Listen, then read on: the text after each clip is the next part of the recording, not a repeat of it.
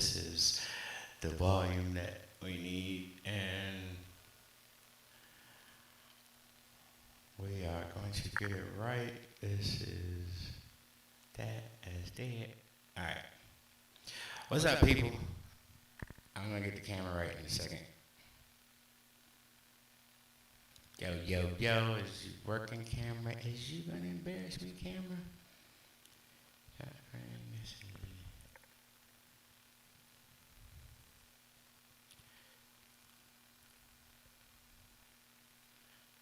me see something.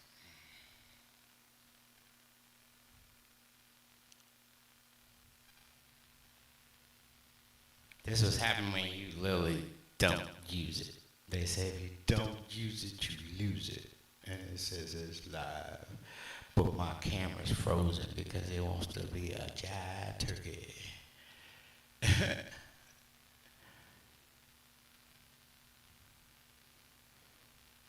this is, where's the volume here?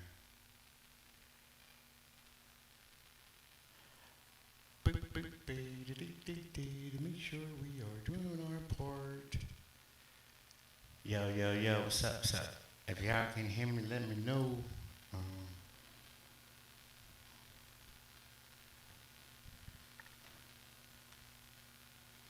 It doesn't even have a volume button on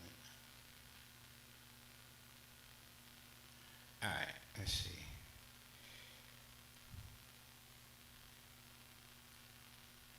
That's the show just there. Add to live or device. And then this is what I had to do last time. I hate this camera. What's up, folks? Okay. Alright, but I still don't know if this is the sound that's on here. And then we say, okay, what's up? Hey, look, anybody in my chat, fam, if y'all logging in, can you please let me know and confirm that you can hear the sound of my voice? Do you hear the words that are coming out of my mouth? And Chris Tucker did. So the stream is definitely, the camera's definitely doing its thing. And then this. Where is? There you go. No, I didn't want to do that. All righty then. Let's see. Yeah, I want to do that. And there's sound. All right, so I'm gonna act like I know what I'm doing now, because I know the sound is sounding. I'm comfortable in my own skin at this point. So, I don't play the jingle. It's been a minute. What's up, people? Welcome. I'm Babu, and this is Babu Speaks. Homegrown, organic, self-made, not millionaire yet, but you never know.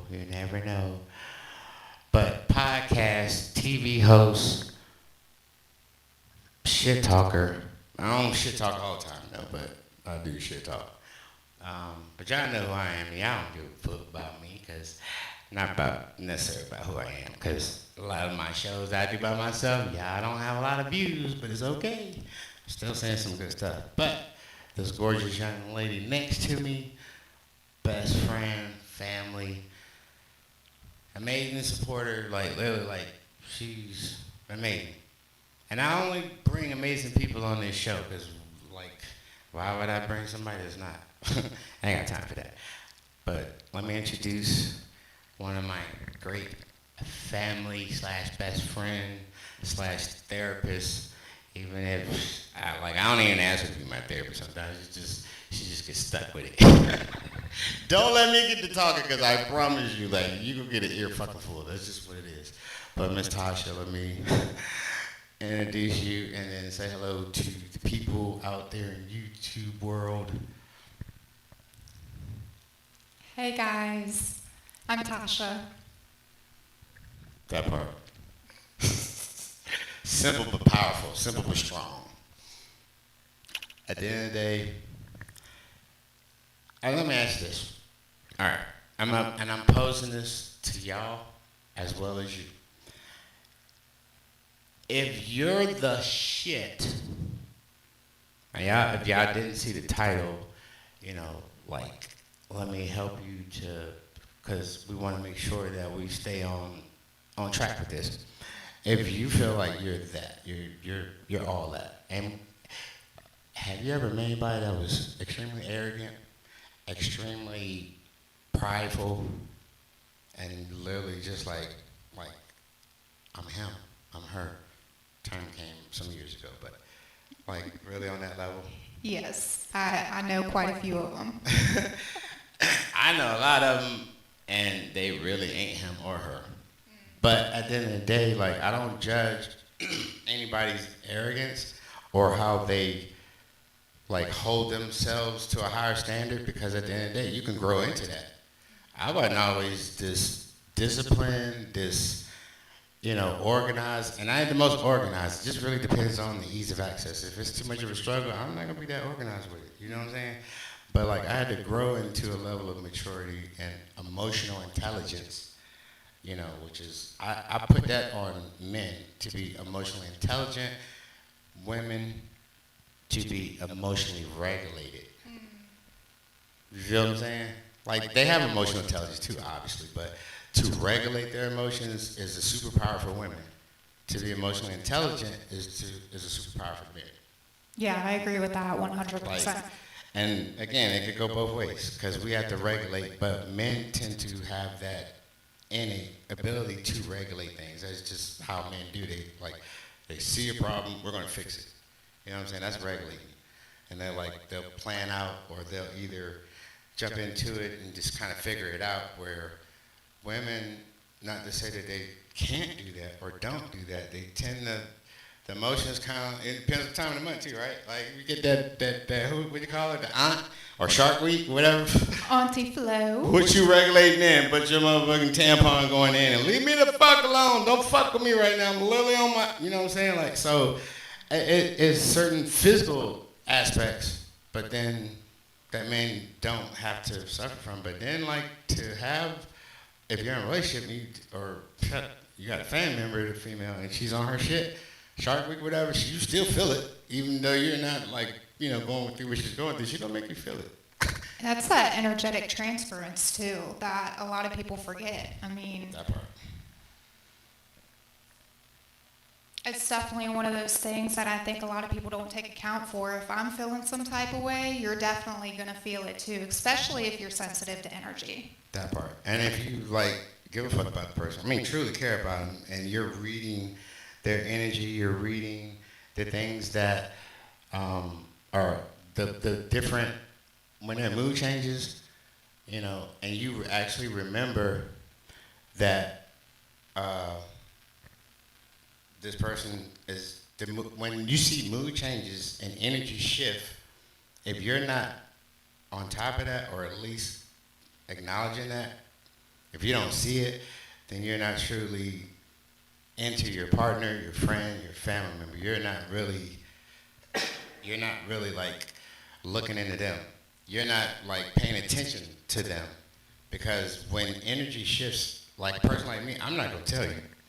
My energy shift and you don't catch it, you're gonna be wondering like, man, you all right? Like, you're gonna be asking them, all right, but that's probably days gone by, or at least hours, depending on the situation.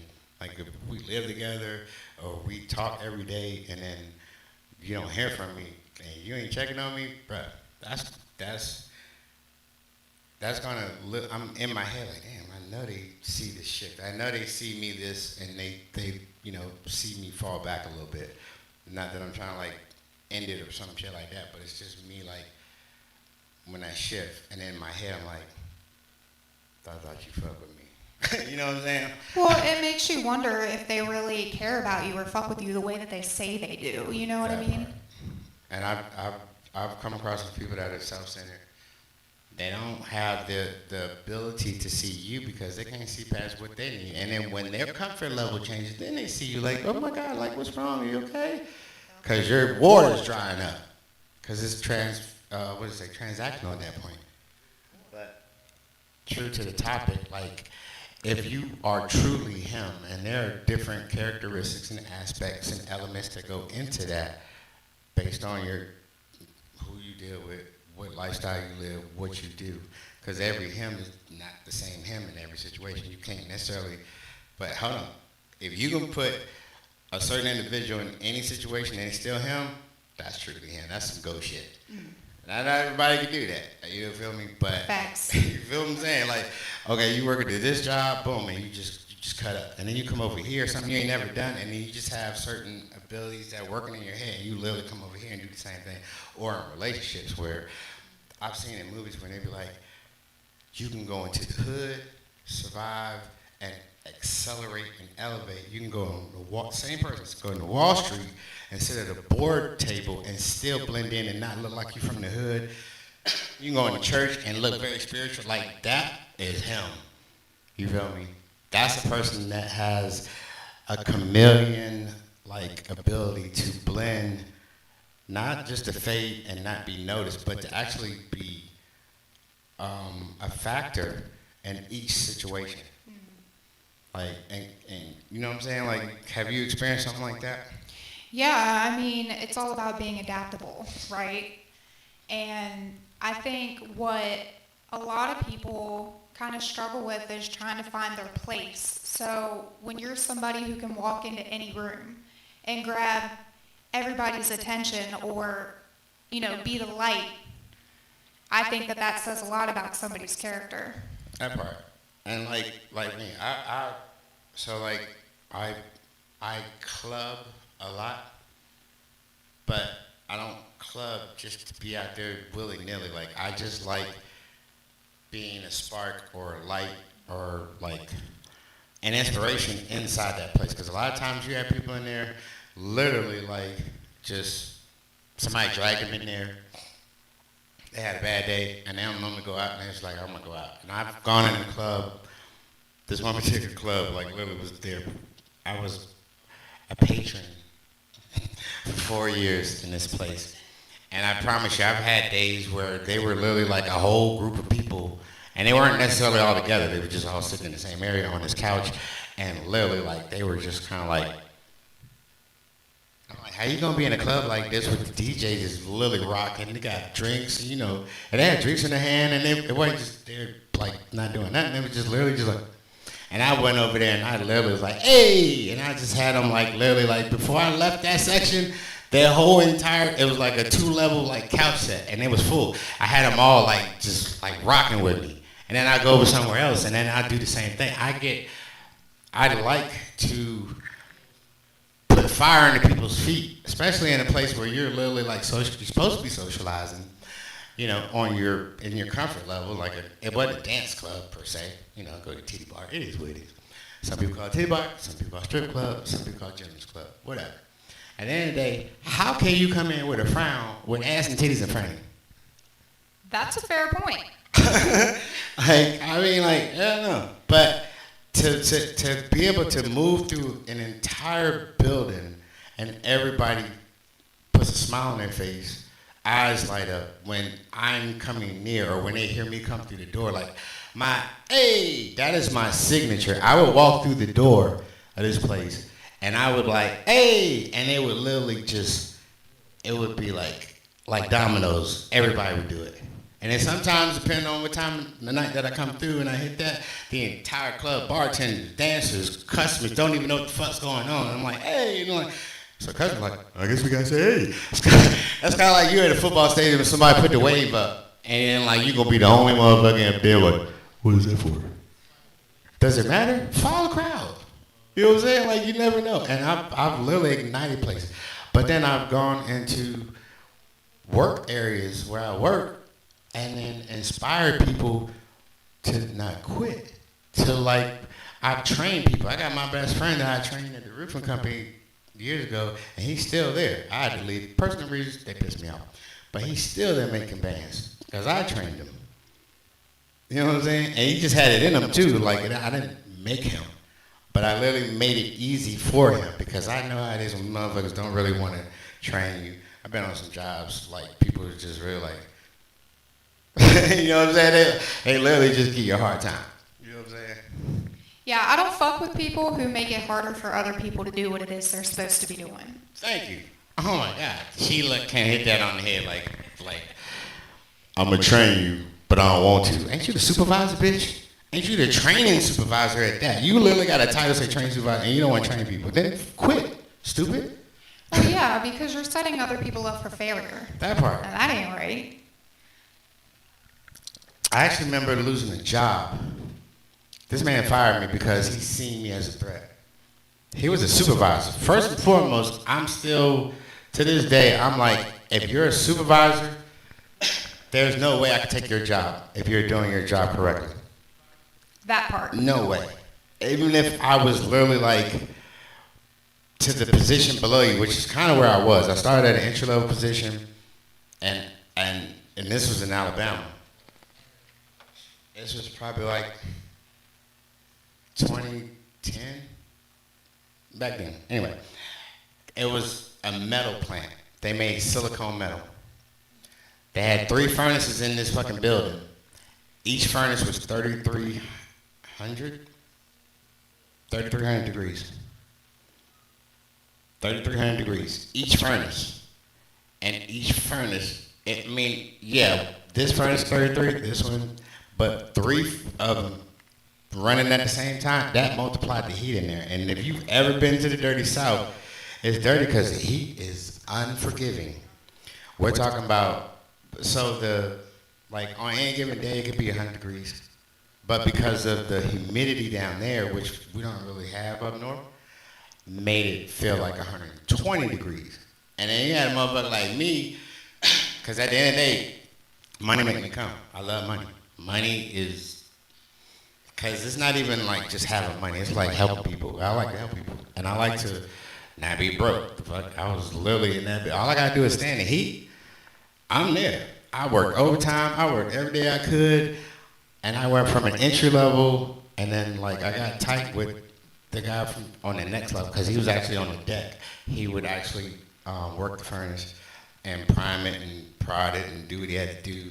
And then he was the one in charge of filling that hole up when it was time to close that hole. If it was a Mercy at the bottom, they had this little, it was kind of like a teacup, but it was fucking huge as shit. It wasn't a real teacup, but it literally had a spout on it because the entry level position, the tapper, would move that we call it a pot, but literally it was probably about this.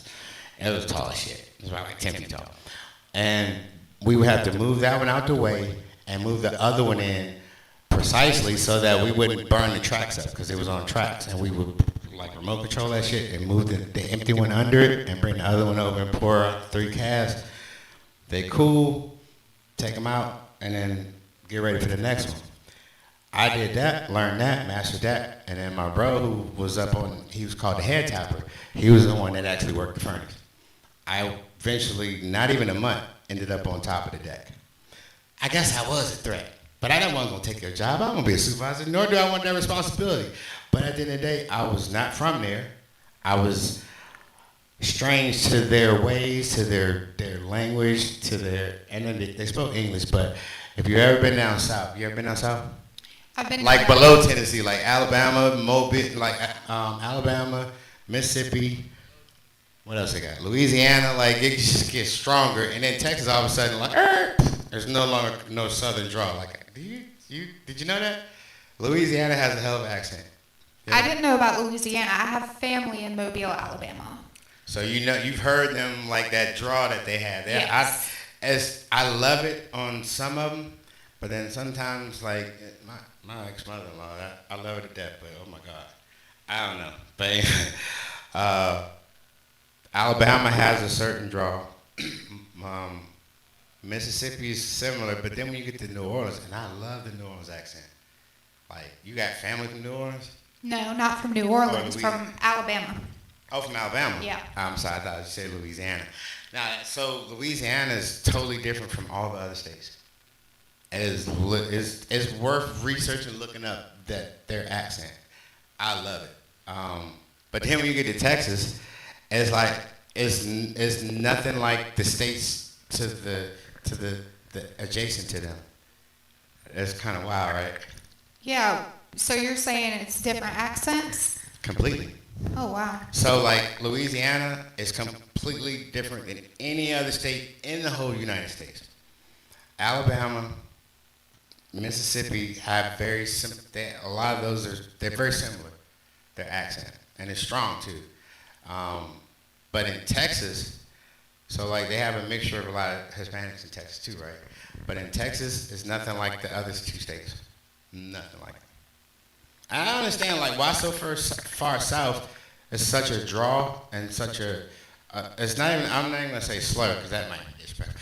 But it's such a strong like word on. Like it's just it's crazy. But at the end of the day, it's such a difference. And then you go up one state, Tennessee, you don't get that. You got some country sounding motherfuckers down there at the end of the day. But it is literally different. But back to this asshole that I don't know. So the furnaces when they burn, if the furnaces are up and running and they're heated and they have metal inside of them, you got to be prepared and ready. So sleep is not an option ever. It's extremely hot. You got to be ready. You feel me? This particular day, my bro wasn't there. He was kind of like by default. Like when we were together, he didn't go say nothing. He might mess with me. He used to mess with me all the time. Like, oh, city slicker type, like whatever, because I didn't have no draw. I didn't have no, like, I spoke very clearly, articulated my words just right.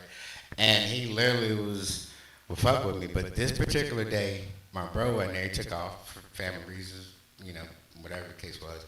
The furnaces, all three of them were off. No threat. They were off. And just so you can understand, when my bro was there, we would go in the break room when furnaces shut down and chill the entire time down there. Make sure your air was straight, clean. Make sure cast was ready, that we poured the metal into. He had his station. That was the time when he was kind of teaching me too. And this particular day, and then we would go to break room. Sometimes we'd take a nap, like dead ass, take a nap. Or maybe like find somewhere to take a nap. I literally was tired as fuck. Furnace down. They probably wouldn't even come back on the rest of the shift. I don't really know. And he literally wrote me up and fired me because I was asleep. Really, motherfucker? But at the end of the day, hindsight's 2020. I was perfect vision. I became a contractor, eventually became my own business owner. After teaching myself how to basically learn how to set tile, become a tile master, didn't go to school for it. I worked for companies and ended up moving back home in the DC area. Worked with my cousin for a few years. Oh my God, but at the end of the day, that was horrible.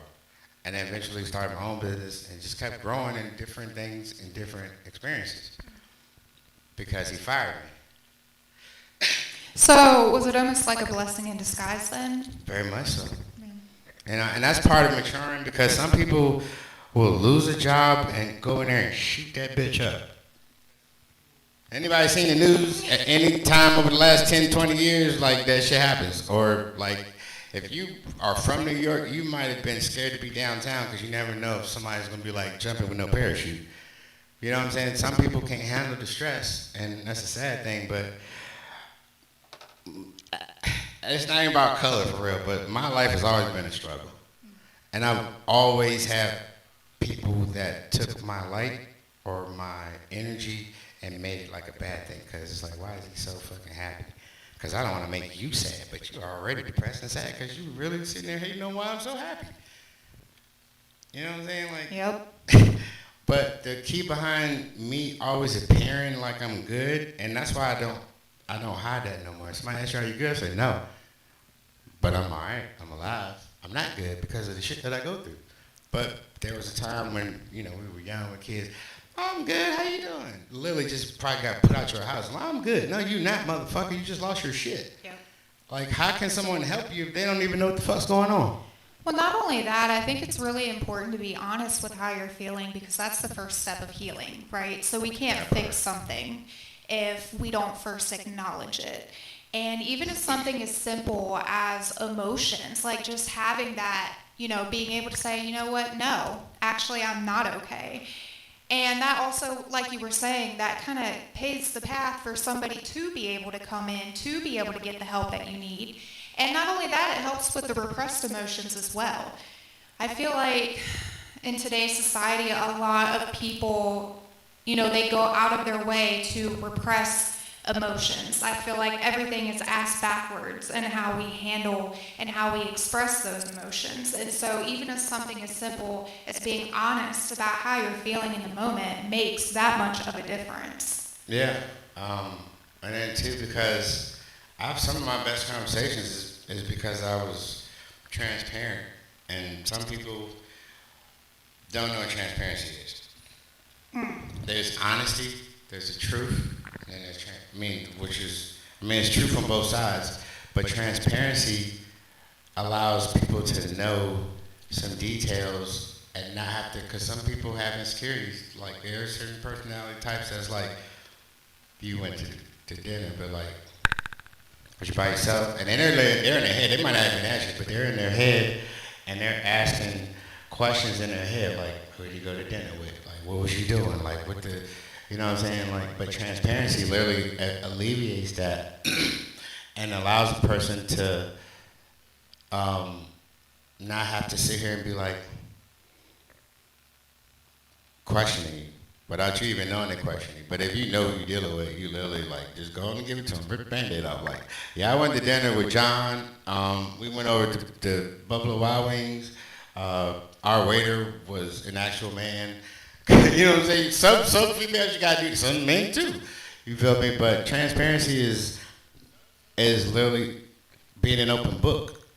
Because if you look like you're being evasive, that's gonna be a problem later. But yeah, nobody likes anybody that's acting sketchy, that's for sure. That part. But I mean, if you think about it too, transparency is also another way to form like an intimate connection with somebody as well, to get to know somebody on a deeper level. And build a stronger trust. And then to be transparent, like I went to 7-Eleven last week. I went on a blunt ride, and I stopped at 7-Eleven, I think, to get cigarettes or something, because Maryland is fucking expensive as shit. And the dude was standing outside talking to the cashier, and he was very spiritual, brother. Literally ended up talking to him when I walked in. He was like, "Hey, brother, how you doing?" I said, "Not good, but I'm alive."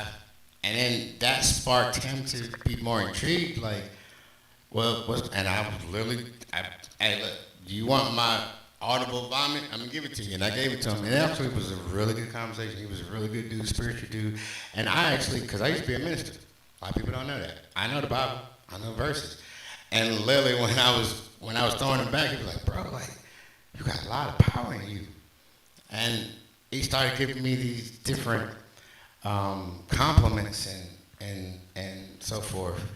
And I was like, telling him what was going on with me, what I was dealing with, what was stressing me. And then he was like, "Bro, like, I feel you on that." And we literally had a really good conversation just because I was transparent. I didn't just go in and be like, "Yeah, I'm good," or like, "I'm all right," and then keep moving like I'm cold or something. Like, I literally left myself open to a stranger. And sometimes I would say universe don't miss. Because sometimes you never know who's going to literally bless you with some support, some motivation, some words of encouragement, and not just some punchline bullshit. Like, he was in deep concern for another person that was not good. A stranger. Stranger. I got motherfuckers who I've known for years that watch my story. I don't always check on my Snap how many people. Sometimes if I'm checking the views and who watched it, I'm looking for a particular person. Not all. I just checked it earlier this morning or earlier today. It was 32 people. You seen what the fuck I was going through this weekend? And 32 people, not a single one of them 32 said a fucking encouraging thing to me. Nobody reached out? Not except for the one that's on the show right now. But I'm not saying that all 32 are like this or that, not negative, but at the end of the day, I'm just saying a stranger who peeped that I was really not good wouldn't let me, he kind of cuffed me, figuratively speaking, to get, once he started picking my brain because he seen that I was intelligent and I was sharp, but at the end of the day, he really was concerned. Fucking concerned. He had no reason. People literally pass by people all the time. You feel me? And they don't really get two fucks. Like, they'll walk past you, see you crying, bawling your eyes out. Like, oh, it's not my problem. Well, that's that empathy and sympathy that some of us hold. And unfortunately, some do not hold. That part. And it's not even, it's just, I don't know, just some people are just more consumed and absorbed in what they're going through, and they just don't have the capacity to take, and that's okay, it's no judgment. But when I had one, this was about a month or so ago, and literally, like, on my story, I literally, I wrote out what the fuck was wrong with me. And then somebody hit me and was like, you okay, what's wrong? Really, nigga? And it wasn't a stranger, somebody that fucking knew me. It was like, look up, read the fucking story again. Like, I literally put it out clear. Like, I'm boom, boom, boom, boom. And this is, you know, put some of the stuff that was, a lot of stuff actually, that was in it. And I hate when people do that. Like, And then still have the audacity to ask you what's wrong. because you want more info. So just say, like, no, I seen your story. I seen you going through this, boom, boom, boom. Like anything I can do. That would actually be a better way to come. Like, you want to talk about it? You know what I'm saying? You just want to get some tea, I guess. I don't know. Like, but don't let me and on this particular I put 3 pair. I hate stuff like that because you literally got to, like, it got a limit, and then you got to, like, all right, move this up. Now I'm going to do another one. All right, move this up. Then I got to do another. Like, snap. Y'all need to get better with that. I'm sorry. But I literally had 3 paragraphs of what the fuck was going on. Literally just fake motherfuckers, which is kind of about the topic we're talking about. Like, if you're really like, because I have people all the time like, oh, you're such a wonderful person. You're amazing. This is, fuck out of here with that. And I'm not saying that it's not true, or that you don't believe what you're saying. What I'm saying is, if I'm him, why do people keep treating me like a title? Why do people keep treating me like them? Like, I don't get it, because you can have someone that's really got it together, and not perfectly, but I always find a way to bounce back. I just bought a car. My Hummer, motor locked up. 4 months later, I'm in a brand new car. Prior to that, I was in work trucks. Prior to that, I had a Camaro. I always would fall to the fucking bottom. When I was living in Martinsburg downtown, I literally was in a fucking lunchbox, is what I would call it. It wasn't even 600 square feet. I mean, but the grace of God, he formulated what would have been the bedroom, no closet, no dress. I mean, I could fit a bed in it, mattress mostly. And then it wasn't even a hall, it was a and then he had a kitchen, a few cabinets, and he had a bathroom. So technically it was an apartment. I would say efficiency. And it was $800 a month. And then boom, boom, boom. I was there for 8 months, paid him on time, everything was good. And then but before I moved in there, I was homeless. Fucking homeless. And then a friend at the time got wind that I was homeless, and I didn't tell nobody. I'm like, I was sleeping in my car for probably 2 months. And then a friend at this place that I frequented was like, fuck that, D. Nah, I got a room. You can stay as long as you need, boom, boom. And then I probably was there for a couple months. And then I found a place, and that place took care of me for a minute. And then I went into what I call my mini mansion. That literally, like, my credit wasn't gonna get me in there. None of that. Like, and I had to come up with 4 bands, and literally, like, ASAP. And the guy that I was working for at the time, he literally helped me with half of that. And then I pulled out, actually, no, he helped me with half of that, or some of it, maybe 1,000 of it. And by the end of the week, you know what I'm saying, the jobs I was working, everything slid, I would say, universal miss. Everything came together. I moved into a brand new, never lived in townhouse, just because he was my boss. They didn't even do a credit check. Their application was just formality to get into a brand new Dan Ryan home. 3,000 square foot townhome, never lived in. University, no, we got that. Let me get that. Let me turn that key for you. And I was in there for 3 years.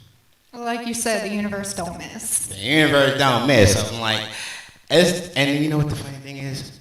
Because you heard. So, like, you can relate to what we're talking about. That's her. Look at me. She's gorgeous. She's gorgeous. At the end of the day, badass too. bikes. Like, yeah, that part. This is her. She's more her than I'm him. Fuck you mean. But I was in that place for fucking 3 years, and I did an MC Hammer move. You familiar with MC Hammer? I'm familiar with MC Hammer, but not the move. But you know, like, he was fucking viral. It wasn't even viral then. He was just it until he wasn't. And you know why he lost his fame? Why? Because he was too fucking nice. He was him to everybody around him, but everybody around him didn't really. They didn't give a fuck about him. Half of them, because he wouldn't have been broke for the times he was if all those people that he helped would have really reciprocated that when he lost his shit.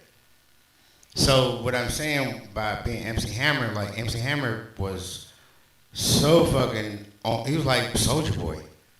He had like the clothes, he had like, what do you call it? Oh my God, what do you call it? So he had merchandise, you know what I'm saying? The MC Hammer pants, the balloon pants, like everybody, even the sweatshops was throwing them Jones out. $2, sorry. Don't pay me no mind. But no, for real, he had merchandise, he had money, he blew through that shit. Not because he was just frivolous with it, he had hundreds of dancers on stage with him. He had so much people that he tried to bring up. And apparently they didn't stay up. They just was up being force-fed.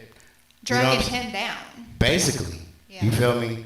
And so, like, in comparison, when I had this huge house, 3 bedrooms, full basement, which basically had a room that was 15 by 20, which is like another fucking bedroom, 3.5 baths.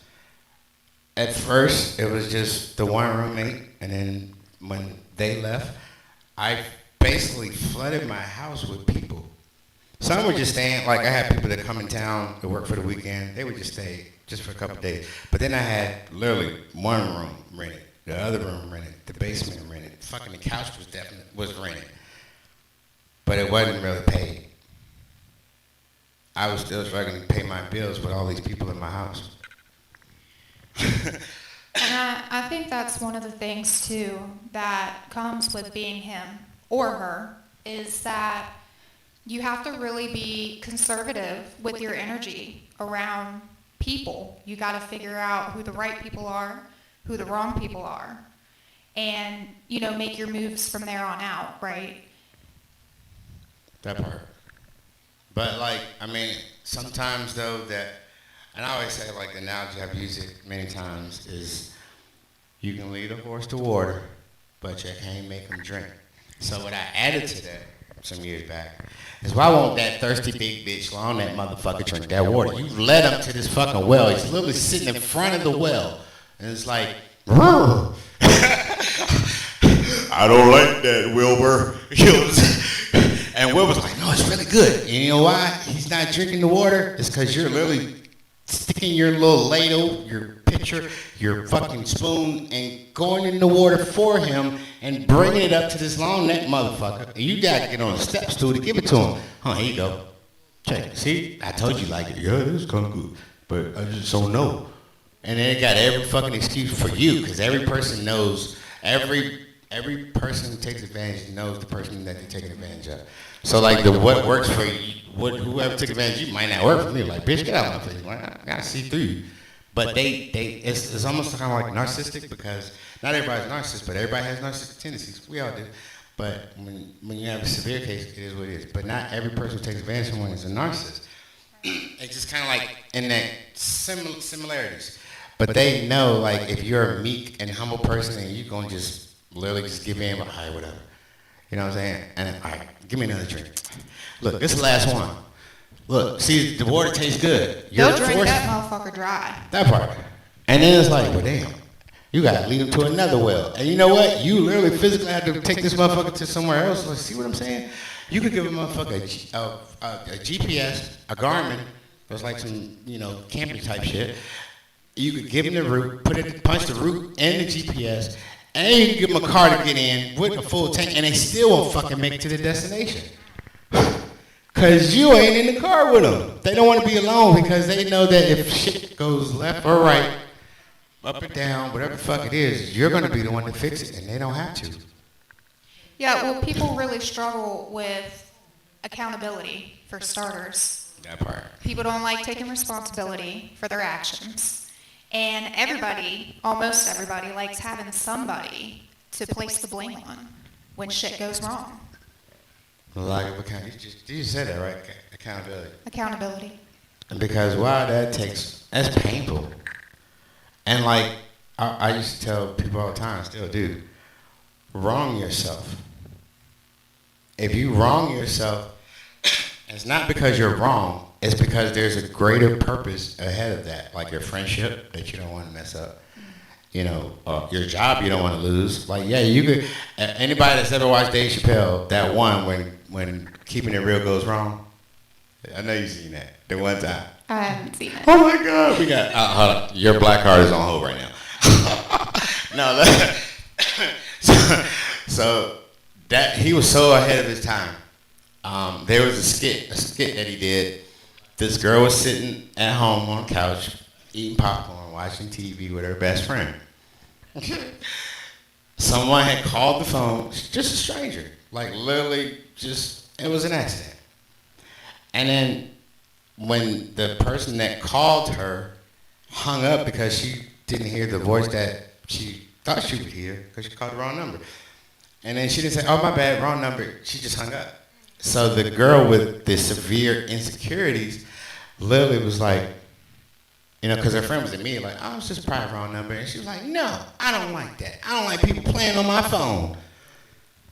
And like, just as ratchet as she could be. Had a nice house and everything. Look, I mean, she wasn't like in the hood, like, but her attitude was ratchet. And she's, what is it, star 69. It's one of those, star 69, star 67, reverse call. So like, she literally called the person back.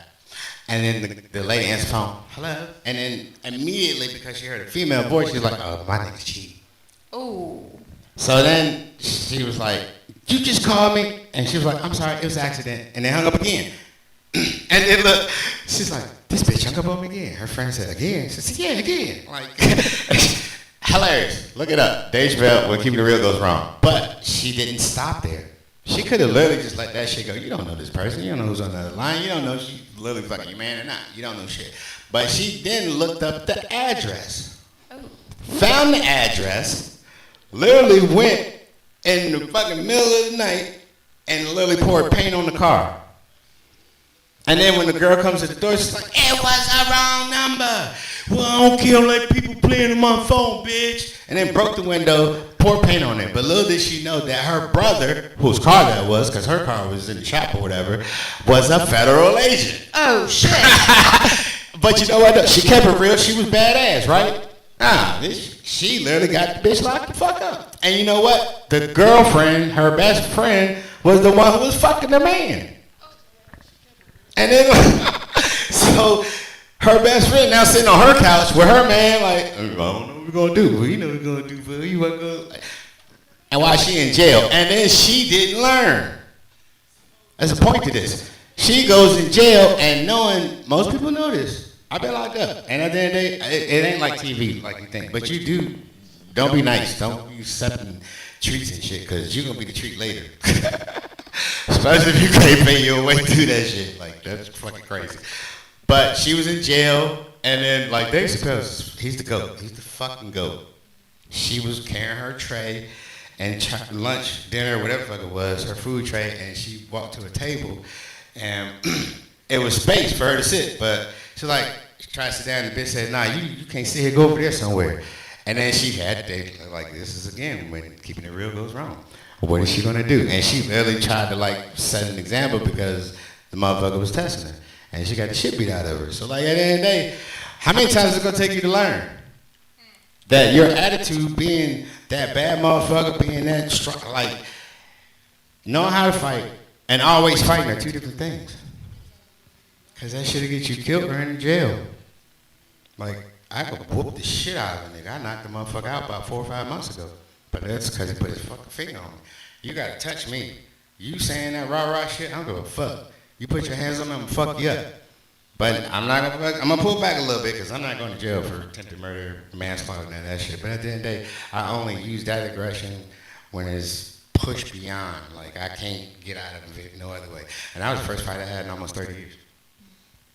But at the end of the day, but motherfuckers literally like will fucking argue with you over the littlest shit, misunderstanding because they only thinking self. They're internal. They don't understand. Oh well, shit, he could be having a bad day. He's could be sick, he could be dealing with some shit, you know what I'm saying? Or whatever the fuck it is. They just want to be right. They just want to be on top. They have an entitlement that, I seen a reel today on Instagram. Oh my fucking God, that shit was so fire. And it says, for women, and it's crazy to see beautiful business-minded or business bosses, rich motherfuckers, literally like, checking women checking women. That is new to me. Like I've been seeing it for the last year or so, but she was literally like women that have an entitlement mentality. What have you done to earn that? And then she broke it down even deeper. Watch this. She said that if, let's say you go in and you try to go purchase a house, right? Look, and I didn't know this, but I do know they check your credit, but I didn't know exactly what they're looking for. And they already profiled. And they said that if you try to go buy a $3 million house, with the percentage and everything and all that, you're probably talking about $20,000 a month, right? They're looking in your credit to see if you've had any history of anything that comes close to a monthly payment of that. And if you don't, they're going to deny you. You're not getting a house. You feel me? Even though you might be making $50,000 a month, but the fact that you not have made a payment on any house or anything of that nature, of that value, that magnitude, they're not going to approve you. Not without you putting down a ton of ass money. I didn't know that. You feel me? It could be 20 grand a month. It could be whatever it is. If it could be 9 grand a month. They're looking at your history, not your score. Bring that over here. You literally are, oh, you got to do this for me. You got to do this for me. What have you done to earn that? That entitlement. And then you're like, oh, well, you know, I'll just go find somebody that will. Because, you know, the one that will is going to beat your ass. He's going to take your shit. He's going to do enough to get in his good graces. And then what? Now you're stuck with a bum. And then you got to leave him. And then you got to what? Go take that entitlement man attitude to the next one. When you literally had a good motherfucker that literally you could have worked with. He literally was patient. He was kind. He was nice. He was good to you. And he literally would do some things that, well, one, he wouldn't beat your ass. Two, he wouldn't take advantage of you. He'd treat you like a queen, even though you didn't have a crown. Bitch, like we got peasants out here trying to act like queens. The fuck? You feel me? Yeah, I know exactly what you're talking about too. Like, I don't get it. I promise you I don't get it. But then, like, unfortunately, safety is unsafe in today's world. Boring as fuck. He's just boring. He only goes out on Friday and Saturday. Because, bitch, I have other things to do. Responsibilities. Like, you drink every day, you eat every day, you got a roof over here. Like, you want me to party every day? And we both gonna be homeless. Fuck you mean? But because that entitlement, oh, I'm pretty, I'm gorgeous, I'm this, I'm that. That shit lasts how long? How long you think? You've seen people, like, over the years, like, 2 weeks. at the end. It lasts longer than 2 weeks. But I'm just saying, like, it's not about the beauty on the outside. You feel me? No, it's about who you are on the inside, for sure. And there's a lot that goes into character, because they talk about that in their reel. And it's like women literally are just basically keeping themselves in whole light because they feel like deserve so much more. And they don't even work, some of them. They don't even fucking work. They don't want to work. They don't even know what work is. And then look, you could be like, regardless if they are like, if they have that entitlement mentality, you gotta do it all. You gotta wash clothes, you gotta fucking cook, you gotta clean, you gotta do everything. At the end of the day, if you're gonna expect some shit, like give them something. Well, partnerships are 50-50, right? Some days they're 80-20. I'm glad you said that. Yeah. So it's all about, well, how do we complement each other, right? Like, what can we do for each other, not, well, what can you do for me? Right. And then it's like, They say 50-50. But that shifts because I love strangers. I fucking love them to death. I was at my favorite bar Friday night when I lost I wasn't even there. I was emotionally void of reality. I was in a place that literally like Cheers. Everybody knows your name. And they're so glad that you came. I don't know, I'm paraphrasing that song. Old school song. Look it up. Cheers. YouTube. Anyway, the whole staff loves me to death.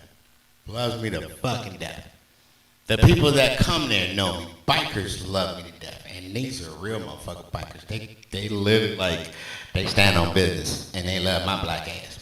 Make that make sense, bitch. But at the end of the day, I stood in a place where I have so many people that treat me like family. And I felt I was in a dark room and couldn't see a fucking soul. I could see images of people enjoying their situations. This couple here, this dude trying to holler at this girl. My bartenders are fucking running around, smiling and doing their thing. And I felt so alone. And that joint was packed. It's not always packed like that on Friday. At the end of the day, that joint was packed. And I felt like I couldn't breathe. I just need to go home. I fucking had a song. If you know me, you know, like I do my song on repeat, and this particular song literally cut me like a knife, like cut me so bad. And I had it on repeat on the way to the bar. So no wonder I felt like I was in the dark. But no, still, I was just, and I had so much emotional, like build up, and it's through the roof. And it's my emotions too at this point, because mostly I used to carry other people's emotions. Now that cancer thing, we literally like the mother and fathers of the zodiacs, as they say. But I have so much of my negative thoughts of myself. Like, I don't belong here. These people I don't deserve to be called family. I just wanted to leave. But then the motherfucking DJ said, or it was the owner, he's like, I think there's a checkpoint down the street, blah, blah, blah. I was like, shit, I can't leave. Fuck, I want to go. I'm glad I stayed because I met a fucking stranger who was adopted at 1 year old, grew up in Russia, literally, amazing conversation. Amazing conversation. Hopefully she's watching now or at some point watch, like, subscribe, whatever. And she had a friend with her who fucking literally loved the fuck out this girl. Wants to marry her. But she's literally like, And I don't cut no cards. I'm just telling you. He actually has cancer, stage 4 cancer. So when you said, that's the reason why I'm bringing this up. When you said 50-50, like, and he's doing so much for her, he's so confident. He couldn't understand why I'm so disciplined, why I'm so patient, why I'm so tolerant of the women that I've tried to pursue. I said, because one day, maybe, they'll actually catch on and catch up. Not to match me, but to reciprocate kindness, to reciprocate talking to me with respect, to reciprocate not making me look like a bitch out in public, to reciprocate this motherfucker's doing everything he can to make sure I'm good. Let me try to do something in return. And I failed each attempt because it never works out. At the end of the day, they get it later, but then at that point it's too late. But then he was literally just up and like, man, I don't know. I said, because one day she's going to know whether it's in your time or not. And then I literally looked at her and I said, probably because she's pushing too hard. He expects it. And she didn't say shit, but her eyes said everything. Me and her had already talked for like 30 minutes, 40 minutes while I cried my fucking eyes out. It was one of them meltdown nights. But when she was standing, because she was ready to go, and he was literally like, and I literally just dissected them both. And it was like, you're saying it's going to always be 50-50, but like you say you have stage 4 cancer, what if it gets worse? You're going to need to rely on her if y'all would get together. Then it's going to be 100 on her, and then, boy, I'm always be good. You can't say that. That's arrogant, and that's an entitlement to the Lord, because at the end of the day, the universe, life is what it is. Life is designed to kill you. You are born to die, and you die. Death's job is to bury you. Simple as that. And she was like, she kind of nodded, like he's putting the pressure because he expects it, and maybe because he's sick, he's feeling like he really expects it. You're gonna lose that fight, brother. You've ever seen anybody like that or on that level? Well, you're a female. You've probably had a lot of guys that push you like, hey, yeah, man, I'm him. The pressure. The pressure. definitely seen it quite a bit, but you know, it's like you're saying with the 50-50, the 80-20, right? It could be something as simple as somebody's having a bad fucking day, and I don't feel like fucking cooking dinner. So I'm gonna need you to do it tonight. Or, you know, just some of the smaller mundane things in life. Like, people don't understand that it truly is about carrying each other, no matter what that looks like. Yeah. Because for real, it's about compromise. It's also about knowing who the fuck you're dealing with. Because at the end of the day, some people start off fun. We're going out, we're clubbing. He's spending, as he should. And if we're a real gentleman or somebody that really just want to fuck you, he going to spend. It's up to you to know the difference. Real shit, right? Fair. They kind of look the same until once you get it. Then what you got? Because I told my baby mom, like, I love all my kids. I love my kids' moms. But she was like, man, I just don't understand why I keep going wrong. I said, stop fucking him. I literally told her straight up, stop fucking him. Give him 90 days. Say, I ain't fucking for 90 days. See if he stick around. She didn't listen at first, obviously. But eventually when she did start listening, she noticed that motherfuckers' attitudes changed a little bit quicker when they knew they wasn't getting it no time soon. I'm biased to women. Dudes, I love y'all too. At the end of the day, if you a real dude, if you're not putting your hands on a woman, if you motherfucking gentleman and you respect females, big ups.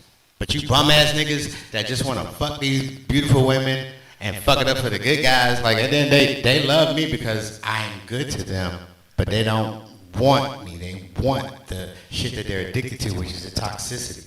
They want the motherfucker that's gonna give them their dose. Arguments. Like, I don't argue with motherfuckers. If I do, I'm probably more dangerous to you than anybody you've ever been with. Because I've probably done enough to not have to be talked to a certain way. Done enough to not have to be treated a certain way. And that shit burns me the fuck up. It just does. But at the end of the day, I still have enough self-control not to beat nobody's ass. But there's motherfuckers out there literally like, this bitch playing with me. She ain't giving me no pussy. I got you, bitch. Watch. And then that's why that shit gets violent. That's why he no longer has he doesn't even have emotional intelligence or maturity at that point. So now it's like, oh, you just a predatory motherfucker. You little thing.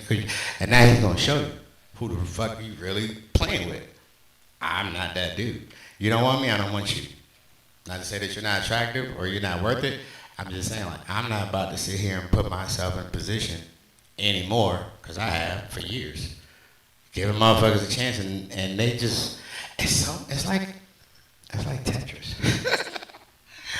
Everyone is so fucking different, but they're so much the same. The ones that I've like kind of filtered through is because I'm too safe, I'm too structured, I'm too motherfucking like, let's grow and elevate. Like, oh my God, I said, let's go like jump off a building, what it feels like. You know, but they'd rather dance, not dance, but they'd rather argue. They'd rather bait motherfuckers in, and they'd rather motherfucker see how much they can pull you off of your square.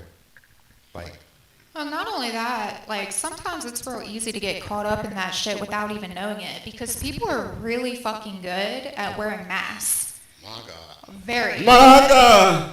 To the point where it's like, you know, you meet somebody, right, and you've got no fucking idea what you're getting into, because they done put on this whole facade that they're somebody who they're not. And then you invest time and energy into that person, and then, you know, couple months, couple weeks, couple months down the road, that mask falls, right? And now you're stuck with some crazy bitch. That part. And I will say, and I've said it before, that, what is that? So I've said in my episodes of talking about narcissism, I got part 1, part 2 in there somewhere. I'm going to do a part 3 because I need to update y'all on some teeth. But take my word for it. This is real shit. A narcissist will be the best thing you've ever had, and worse, in the same motherfucking time, in the same motherfucking token. And it only takes, if you're really paying attention, and it depends on how big of a supply you are. But if you're, you know, Juicy J came out with a song recently talking about keep your head on a swivel. If you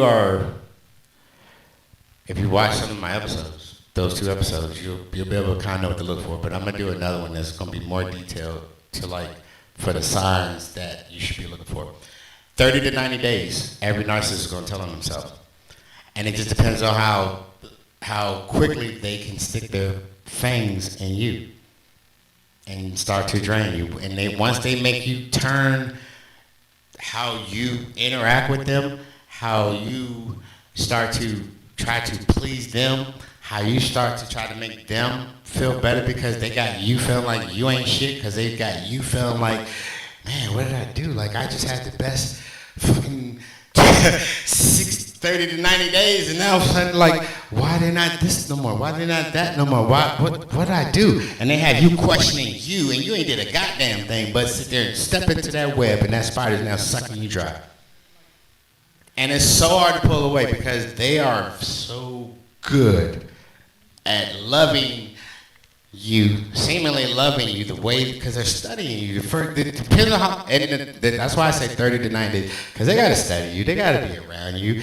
Y'all might ain't be dating immediately. You might just be in a club or a bar or whatever the fuck it is, fucking Walmart, I don't know, library. And they just literally, like, the conversation is going to always be the bomb.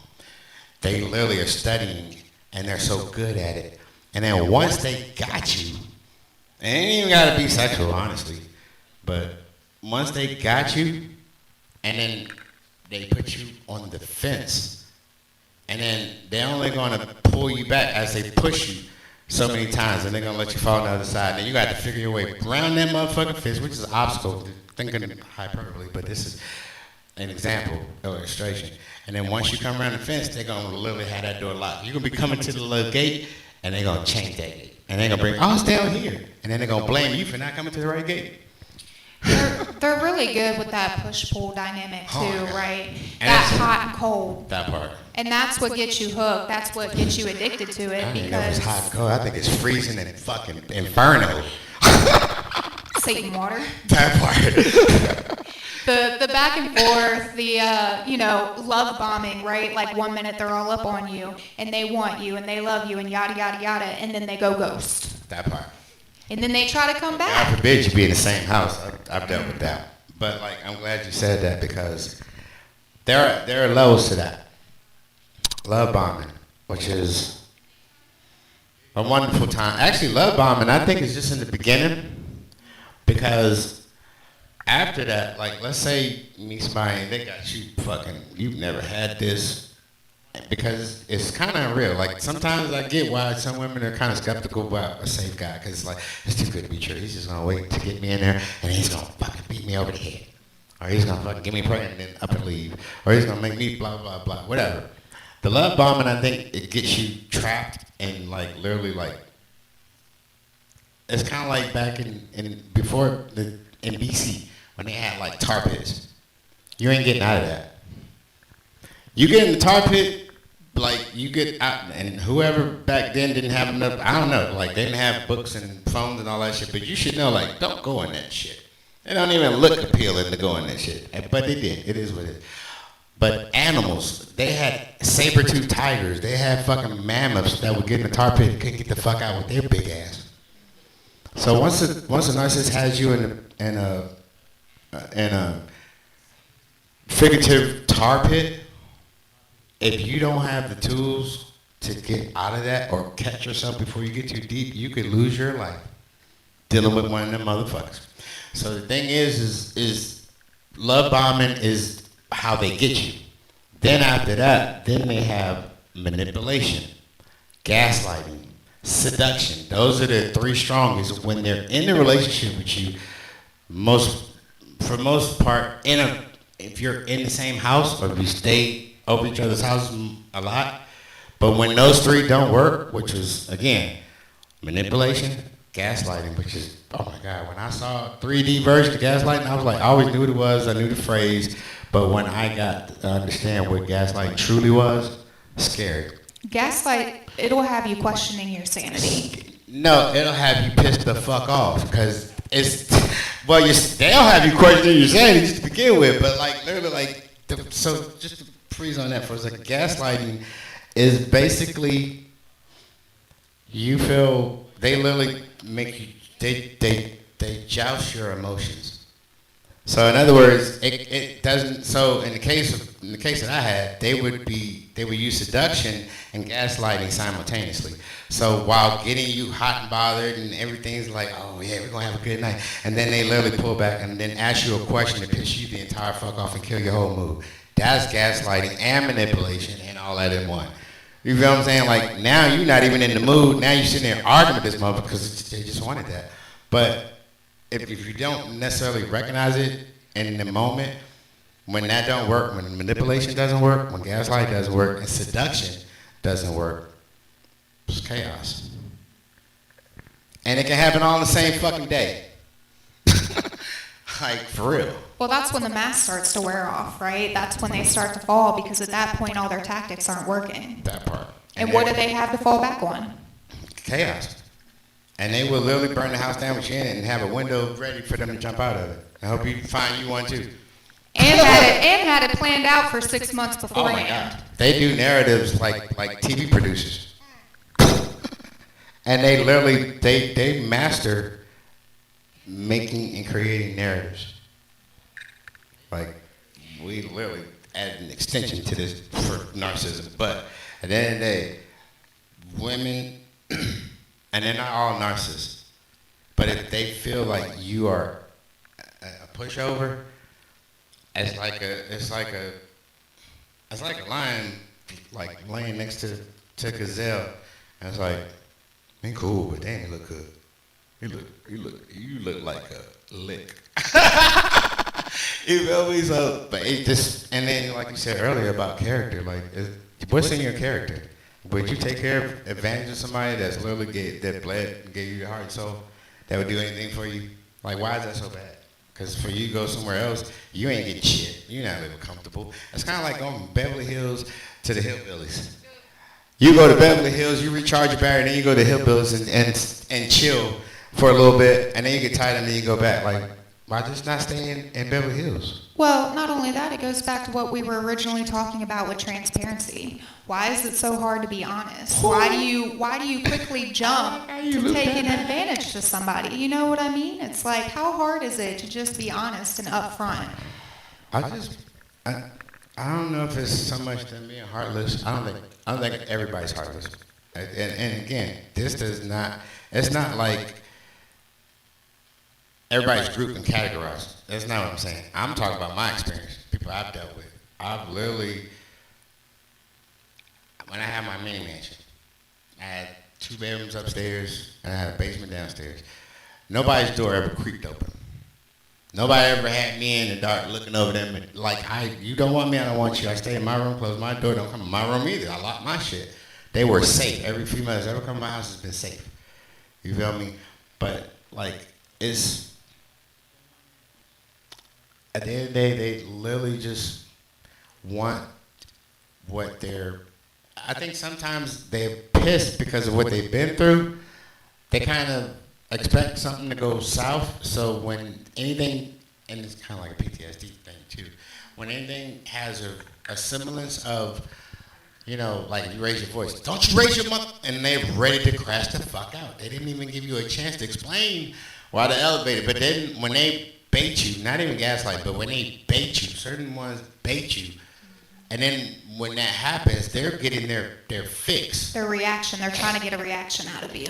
That part. And the reaction is drama, hostility, arguments. Like, you could be him. You could have literally just bought this motherfucker a diamond, necklace and fucking took him on a shopping spree, and then they still talk and treat you like you ain't a fucking thing.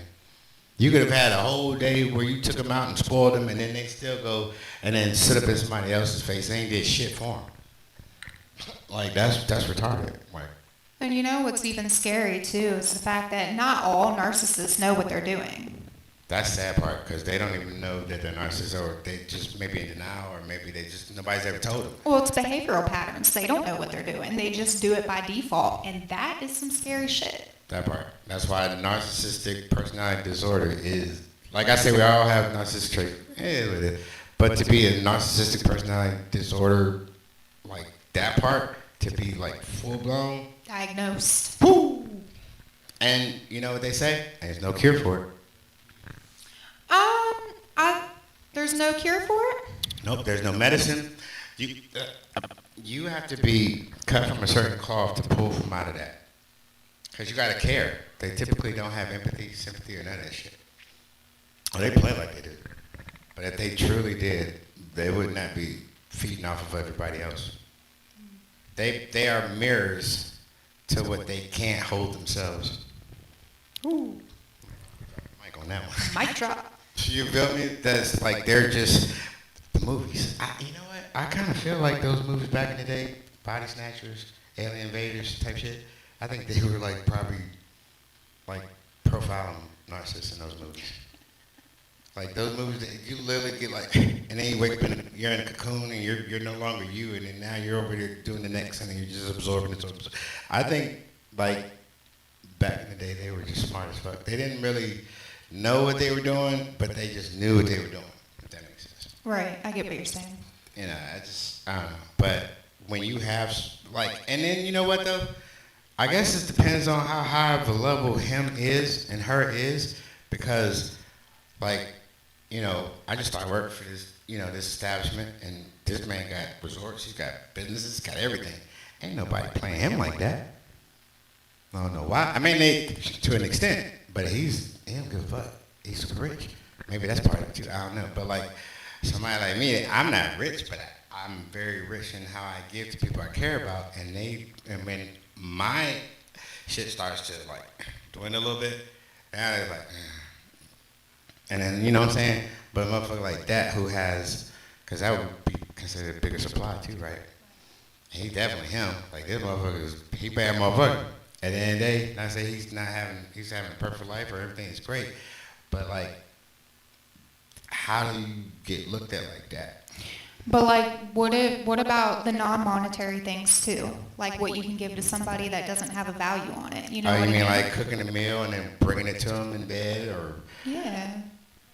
encouraging them and never giving them arguments, never raising your voice until they literally trigger you the fuck out of your fucking mental space.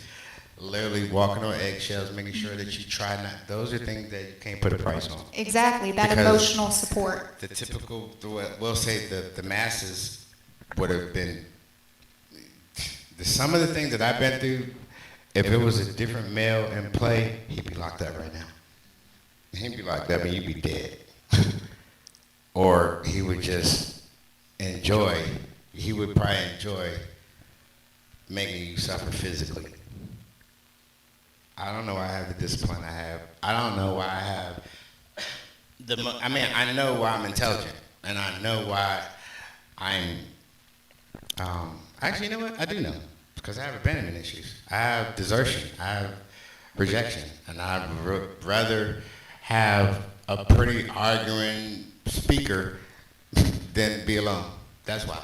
Being real, being transparent. Like, I don't want to be alone, so I put up with bullshit that I don't have to put up with. But I'm getting better at it. I'm getting better. No, I'm not.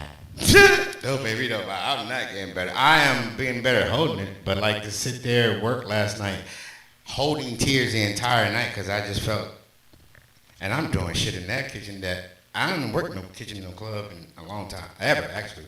Actually, you know what? I did at the other one. That I was the bar back there, but to literally be the owner who ain't trained me fully, we just started. It was a work in progress. It's a beautiful thing though, but like literally, like yo, this, bark. But that's the owner. He's supposed to do that. And then the head chef, you know, boom. And he was really kind. I fuck with him. But at the end of the day, like the second half of the night, I was by myself. And thank God I catch on quick to shit. And at the end of the day, my job is to be loyal to this motherfucker and be family. I want to be a part of something. It played into my fucking abandonment issues at that point because I don't want to lose a job. But I love the club environment, this beautiful club that I helped remodel. That actually puts a stake in it. But then normally we're not dealing with the typical like company procedure because I didn't get no, oh man, great fucking job. You did this. Fuck with that. Like you did. I didn't get none of that. But I know somewhere deep down inside that like, man, I'm glad D was here tonight. I'm glad Bad Boo stepped the fuck up. At the end of the day, I handled it. And that is like, So you understand how hard for you to do. But you motherfuckers out there to sit here and be at work and feel like I just want to go sit in the car and run off the bridge, but I'm gonna survive this night. And eventually, I did.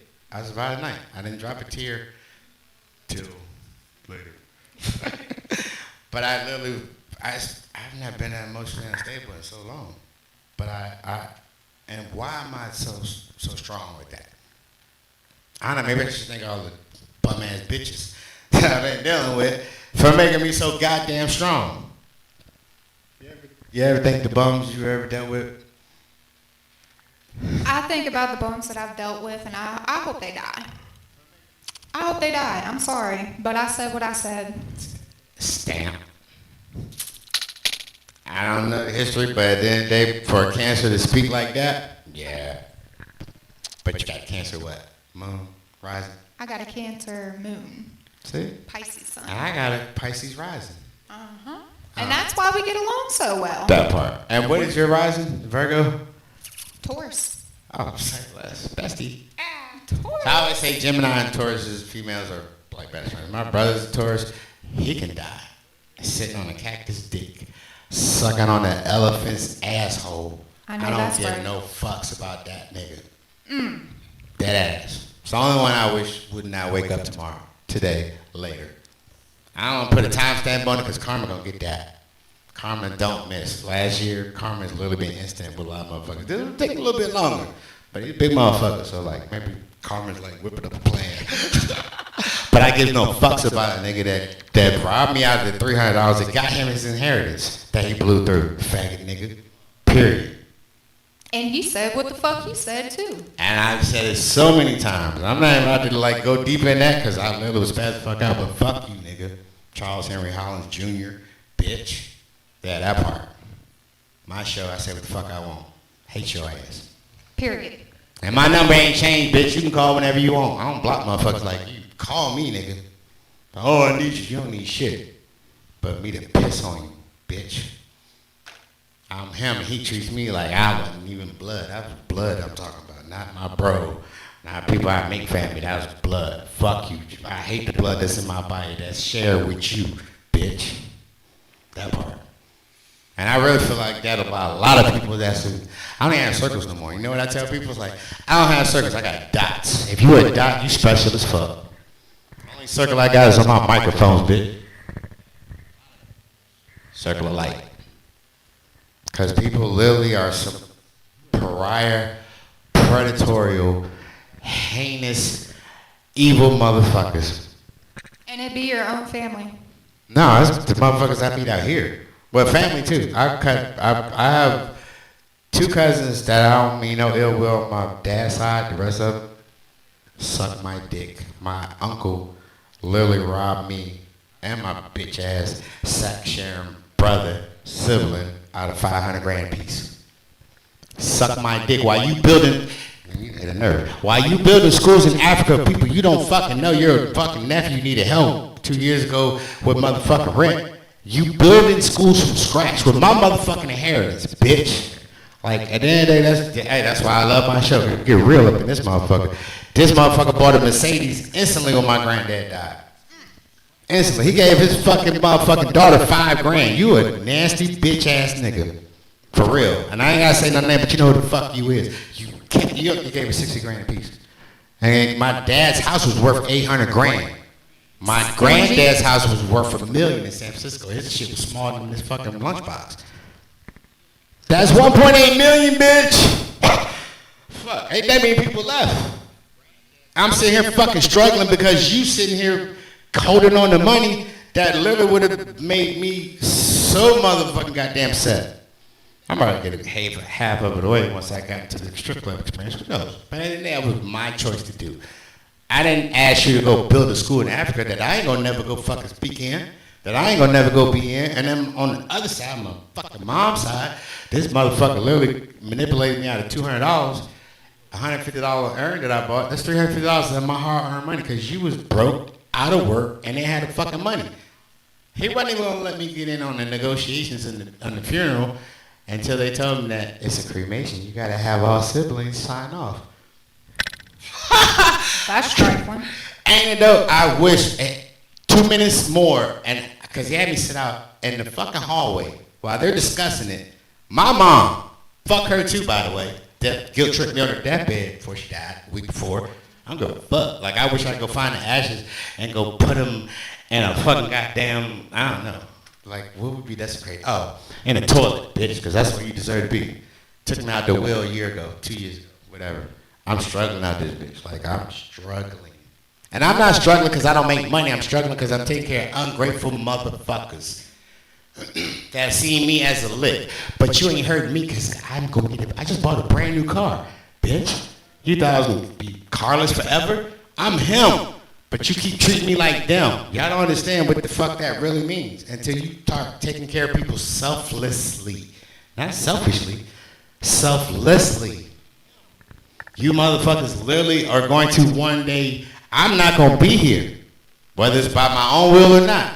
And then what you going to have? You're going to have somebody that's literally going to fucking kill you for playing with them.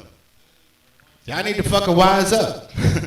Become him and her so that you can literally, I don't know, not have to depend on people to fucking feed you weird motherfuckers. Like, this one here, literally, again, what is it, 3, 4 years, 5 years? I don't know. Four years. It's been a minute. Always, but then, you know what I'm saying, like, always been not good, but always been in a position that I'm gonna make it happen. And I'm not gonna sit here and slice pieces out of her. She's never sliced pieces out of nobody's back that I know of to get on top of anything. She really, her. Sexiest shit on a motorcycle. Like, that's just, I don't even gotta know you. I see a bitch on a motorcycle, like, that's sexy as fuck. But, like, never literally asked me for shit. 4 or 5 years, never asked me for a fucking thing. And I ain't never asked her for shit. Nope, you ain't never asked. But to hang out, nothing. that was it. And then literally like, bro, I have people I have to fucking drag on this show. Like, I really like, come on, I don't know how to camera. Hit her this morning, literally like, hey, look, want to do a podcast? Sure, get dressed, be there in an hour. What the fuck? That was quick. Because why? Because that's her. Because what? She was coming on him podcast. Fuck you. And it's him and her. But at the end of the day, I'm learning that, because I've been in this place that I'm in right now. I'm about to move, too. So, like, yeah, elevating. I'm be like the Jeffersons, like penthouse type shit. You motherfuckers don't know what the fuck's really going on with me, but I'm elevating because the universe said, you got to learn a little bit more. You can't learn everything, because I never do. I'm still giver. I'm still giver. I'm still generous, but just not to you bitches. Some of y'all, like, literally have learned that. I blocked a couple people yesterday, like, bitch, what? You call me weird? You gonna stand on business? Bet, block, bitch. And you know the fuck I'm talking about it, because YouTube, I don't block nobody. But if you watching, which I doubt, and if somebody that knows me, that's like, hey, yeah, I seen the screenshot, I blocked you, bitch. Fuck you mean? Yeah, stand on that BS, because you said it right. I'm gonna stand on BS. Yes, you do. Yes, you are. You stand on BS, bitch. But I promise you, I ain't do nothing wrong to you. Ever, bitch. Matter of fact, give me my motherfucking full tune-up back. Give me my radiator back. Give me my fucking brakes back, bitch. Give me my radio back, bitch. Then you can stand on business, hoe, because you ain't have money to do shit, stupid. Hope he's beating your ass right now. And I don't wish that on nobody, but I wish it on you, stupid bitch. Anyway. And that's on I just transparency. shit really get like just straight left with the toxic. Oh, because you know what? That's the only thing you motherfuckers understand. That's the only thing you understand. But at the end of the day, I'm literally like, I'm him in the club, even though, because you know what though? I love my boss, and I don't expect it because he's had, a month ago, he had a cook just literally just up and leave on him. And he was dependent on him. And he's had people flake on him, run out. So like, I don't expect him to like kiss my ass or none of that or praise me. But the fact that he's got me in front of important people that he don't play about, the fact that like last night, case in point, when I say I'm him, I'm saying like this: the friars in the club would not ignite. Well, they couldn't get them running. I ran my happy ass. I got him. I'm gonna take care of my. We not failing tonight. I went to fucking Lowe's, spent $300 on a fucking smoker. I mean, well, deep fryer with the propane, but the fucking peanut oil. That's fucking retarded. It was $50 a box. Spent $300, 2 boxes of peanut oil, a smoker, which I should have plenty of them because every year for Thanksgiving I smoke a turkey. And I fucking let them get ruined in. But I don't have a house no more, so I don't even give a fuck. The last one I literally just threw that shit away because I'm like, I'm homeless. But I get back, these motherfuckers that got the food truck out front. Oh, we don't need that now. Why the fuck you ain't call me? You feel me? Like, but at the end of the day, the fact, I know he knows what I wouldn't do. I know he knows that, man, this motherfucker went and bought this. It's the thought.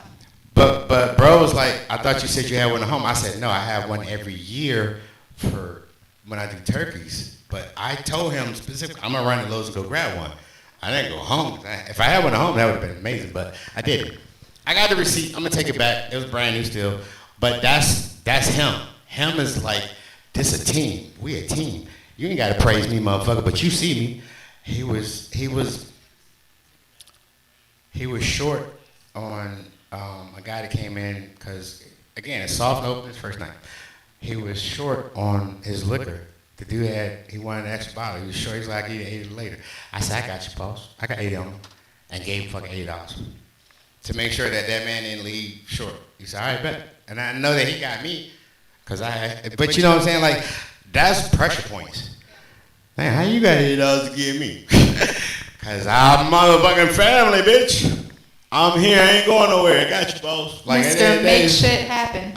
That's no problems, only solutions. I'll figure shit the fuck out. That's him. For real. And that's her. We figure shit the fuck out.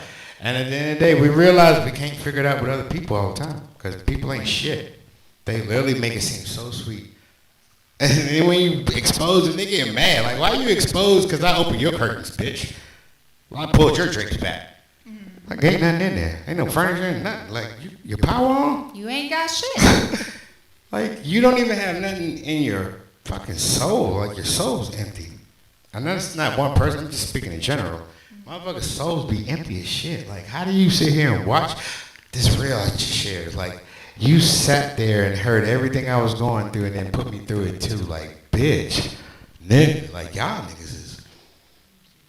The fact that y'all ain't got, like, little red dots on your fucking forehead from afar from snipers, like, damn. That's diabolical. It is diabolical. Like, what the fuck? Like, man. I'm no longer dumbfounded. I'm no longer clueless. I'm on protect mode.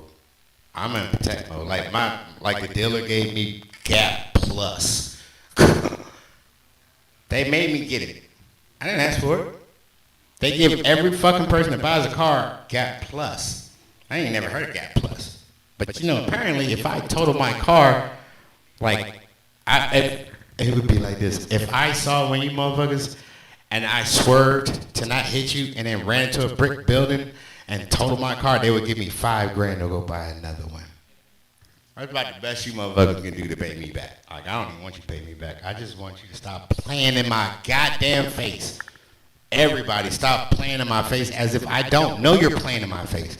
That's my abandonment issues that you know that. Like, some of y'all know that and you just maybe not even know what anxious, preoccupied attachment style is, but some of y'all know that, like, oh, well, he's gonna forgive me.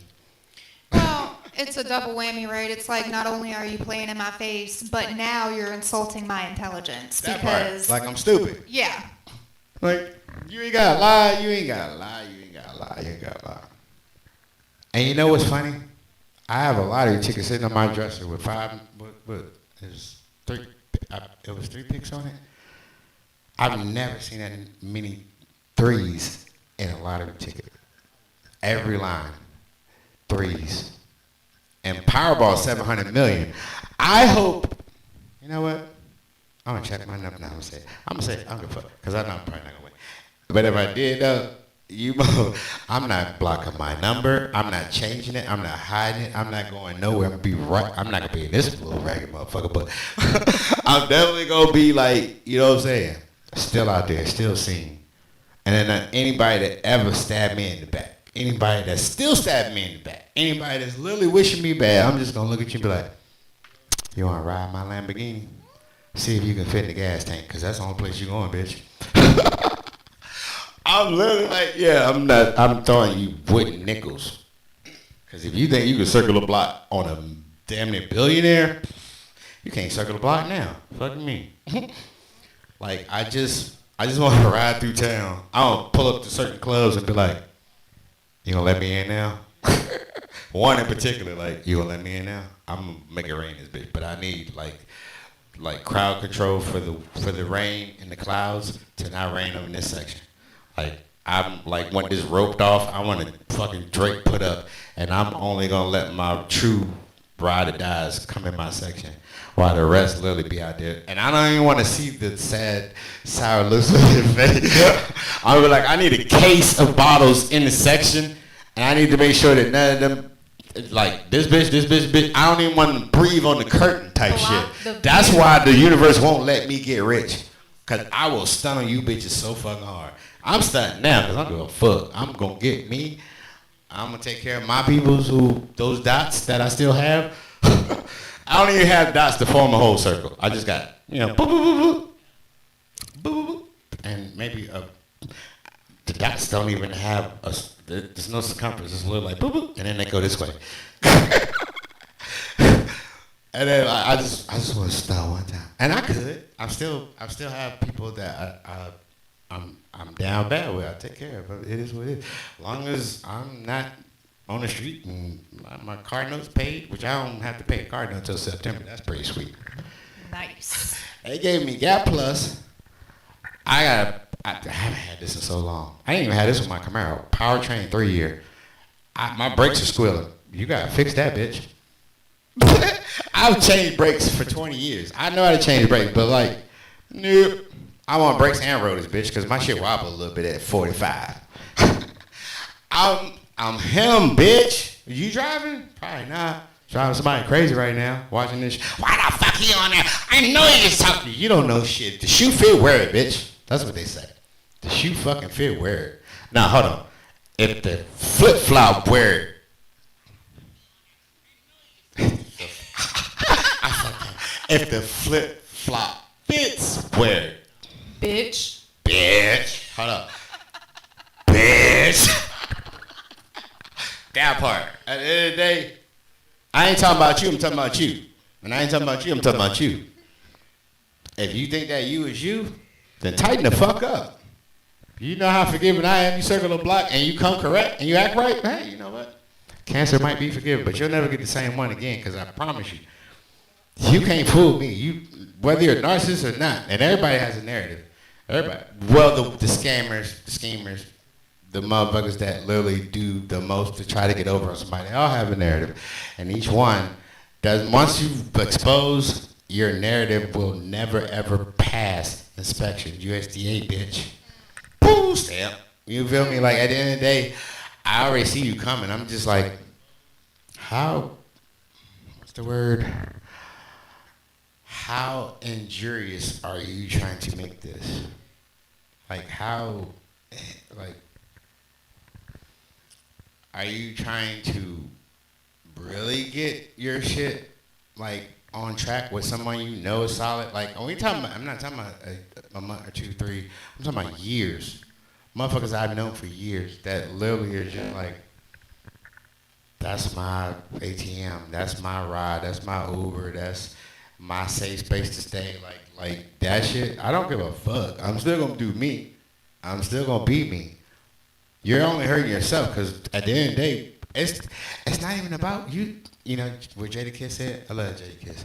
He said, some people love you, some people use you. Nothing wrong with that, as long as you know who's who. Mm-hmm. Bars, bitch. Like, yep. Use me, but don't disrespect me and act like you really, her, him, whoever, as if you are entitled to what you're getting. I'm just showing pity to the peasant that couldn't literally match my energy or my love. I know who you are. I can see you from afar. Bars, bitch. I just did, you know what I'm saying? Like, at the end of the day, I'm learning to be alone. It's hard as fuck. I don't like it. So me and I went to you, bed early Friday night. That's funny. we're on the opposite ends of the spectrum. So where you are afraid to be alone, I think I'm afraid to be with somebody. I am real good at showing up, but I'm not very good at sticking around. That part. That's that Pisces thing. But you know what? It stems from abandonment issues. Of course. There's shit that makes us who we are, but you're still a beautiful person regardless, because, like, you give me kindness. You don't be nice to me. There's a difference between, I did an episode on that. Nice is public opinion. She don't give a fuck. She'll pull up on her bike and fucking do a wheelie and fucking put a tire print on your fucking forehead, cuz she don't give a fuck. But if she fuck with you, and that's a Cancer moon. Like, and Pisces too, water sign. Pisces literally are deeply caring. Yeah. But y'all so free flowing too. Yes, but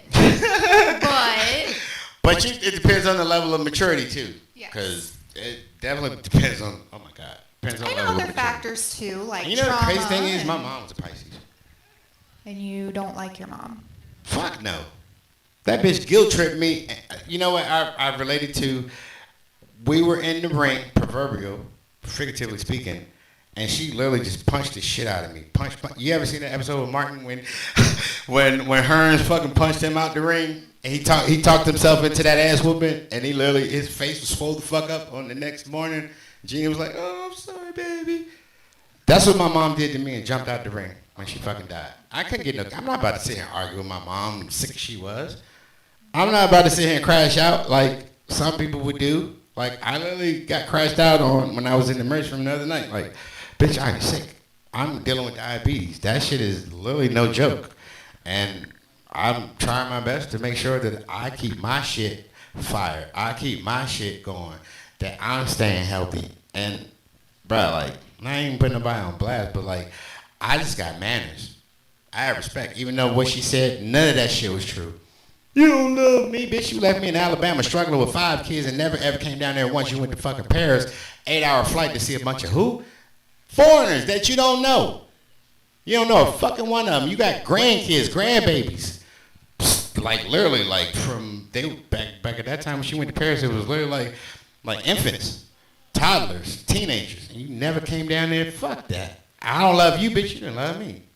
Because it was too much of a inconvenience to come out your way. You could fly 8 hours, but you couldn't fly 2? Fuck no. Fuck her.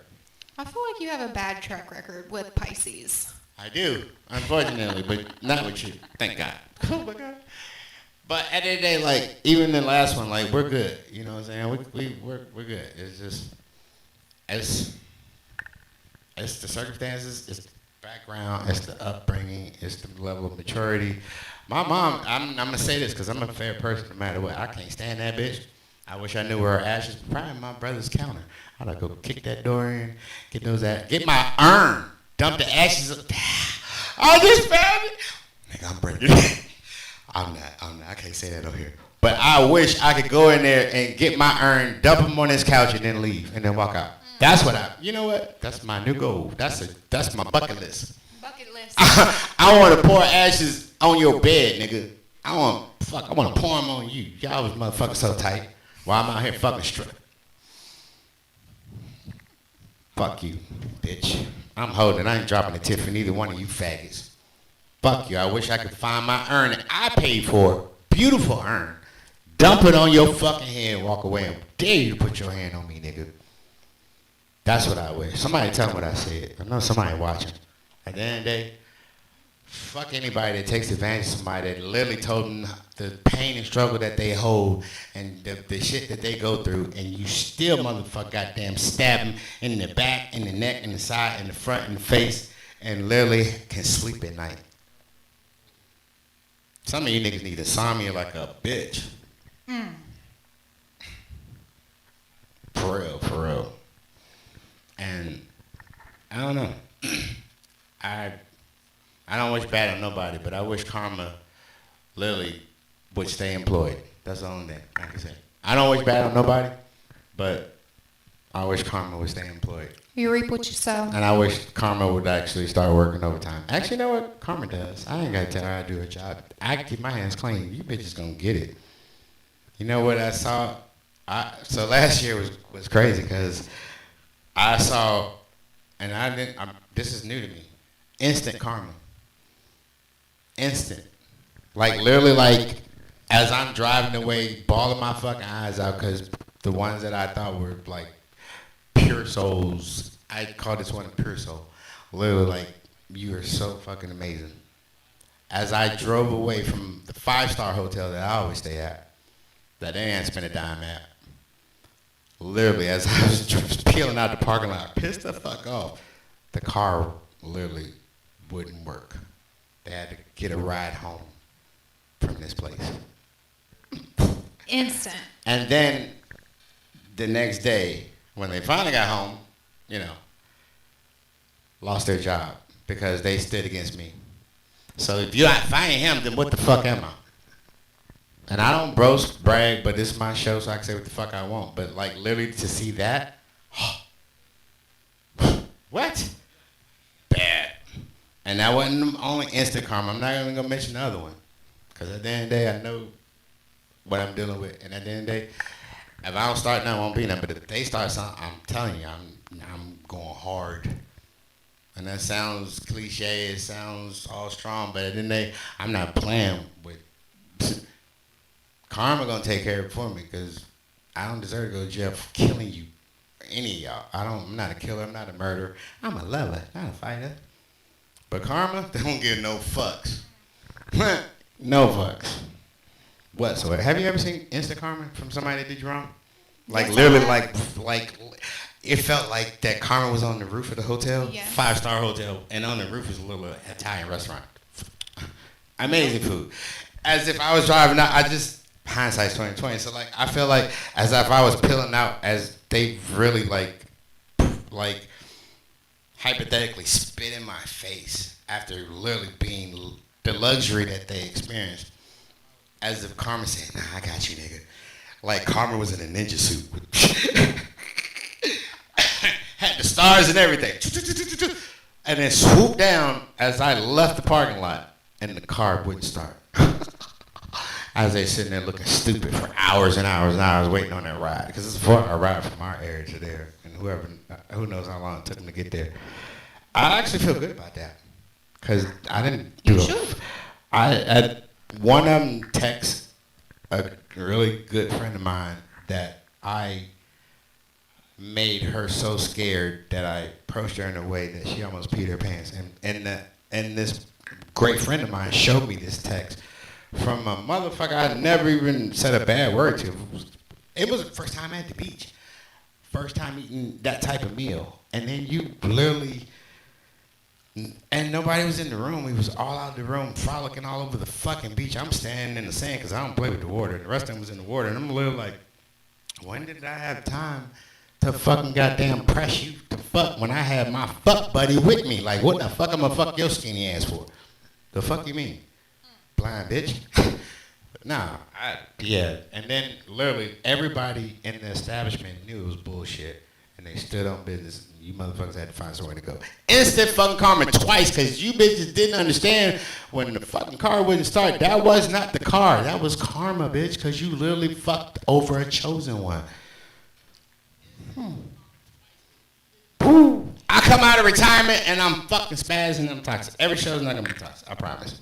But I gotta get this shit off my chest because this year, my cousin killed himself in December. People stabbed me in the back completely. 3 motherfuckers stabbed me in the back first 3 months of the year. What the fuck do I have to talk about to be happy about?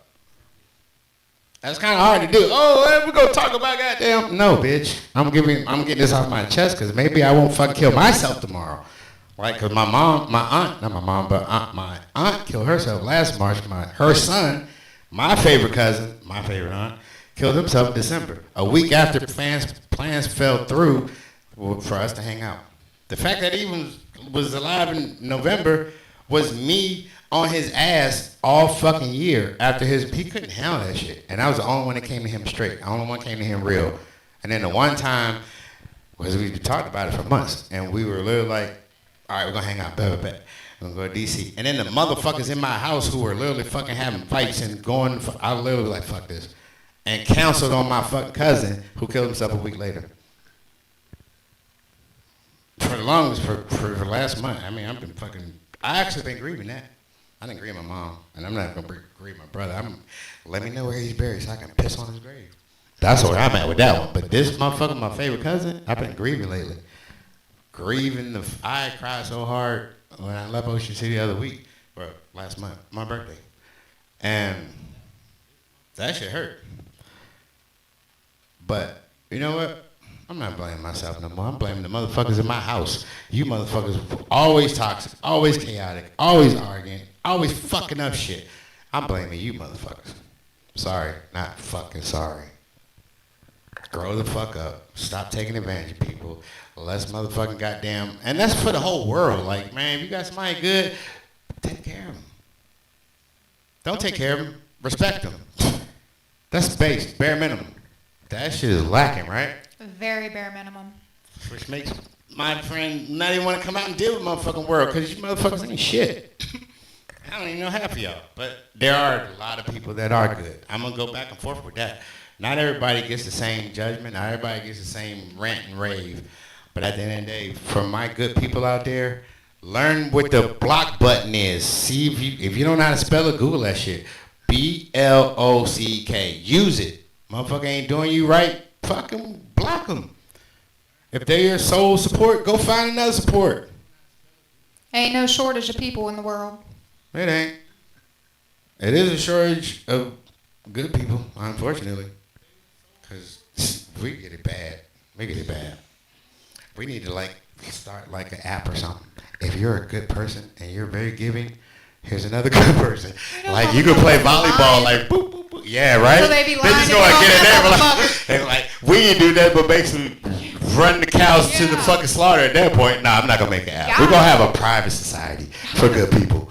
Like, we're going to have like, I don't know, like we had to put bugs and taps and shit, make sure that you're not like, switching up and faking shit. We're prey. But prey need to start arming themselves. I know that. Arm yourself. If you meek, you humble, arm yourself with knowledge. I promise you, knowledge with understanding becomes wisdom. The more you know, the better situation you can handle. And if if they're not in the house with you, you can fall back from that shit. Block button. I blocked the bitch yesterday for talking stupid. And I'm about to start getting back on my block shit. If you don't hear from me, then just know. You can come in here and you can come in here and comment on my show, because that just makes the ratings look good. I don't give a fuck what you say in there. I had a motherfucker last year. I had a motherfucker literally spaz the fuck out in the comments. Thanks. You're making my shit good. They're like, damn, like, that shit's hot. It's like, you know what I'm saying? Like, it's spicy. I think I'm going to see you the next episode.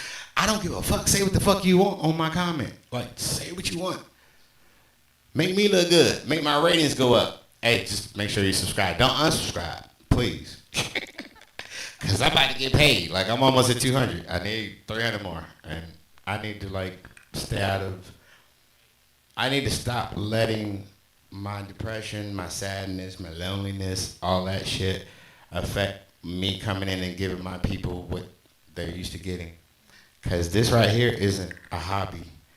It almost was like, man, am I going to do another show? Am I going to let it go? I can't let it go because it's who I am. This is me on here. And then people that come on here, like I tell you, I don't bring no half-ass nothing. They're giving them. That's one of the things where I said in the beginning. Transparency, be honest, give it 100. And at the end of the day, I don't bring anybody that's like not worthy of being on here. And except for one. But at the time, they were worthy, but now not so much. But at the end of the day, I enjoyed that experience and what they brought to it. This is something that, and then too, for any future guests, I'm not deleting no episodes. I go live. Well, now I'm streaming. I'm going to step up because OSB Studios, like, it's just fire. Like, I'm looking at, you know what I'm saying? We got so many screens on right now. We just doing the damn thing. But if you come on here and you act a fool and you literally You know what I'm saying? Because you already know how he do. You know what I'm saying?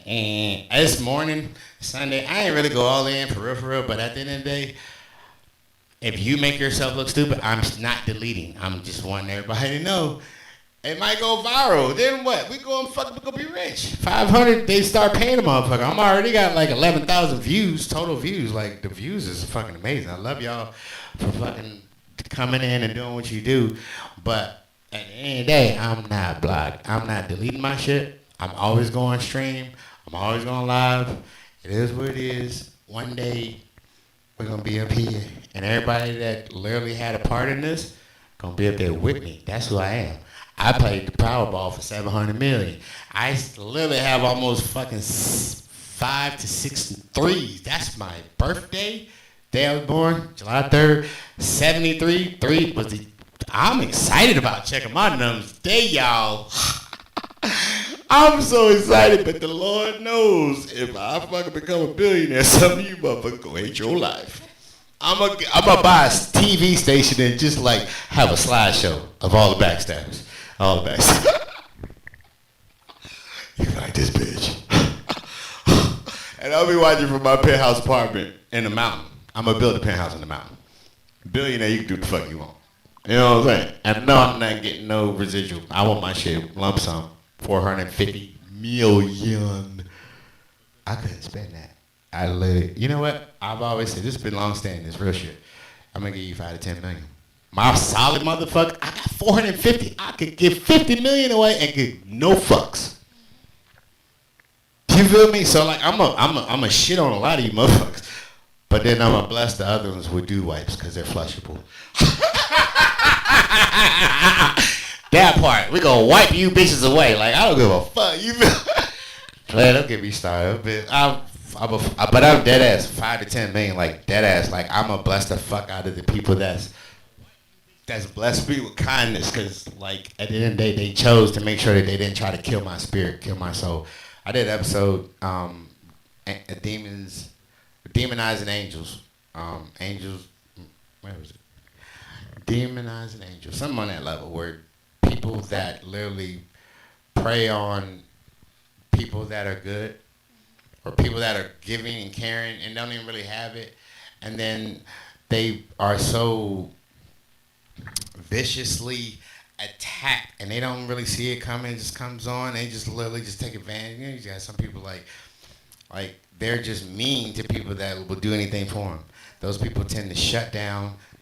People tend to lose the will to even come outside. Like, I just don't want to be out there. And then they're like gorgeous men and women that literally they don't even dress like bums. They dress like they don't want to be on this earth. And then they're like, what I said was like, they're like emotional killers.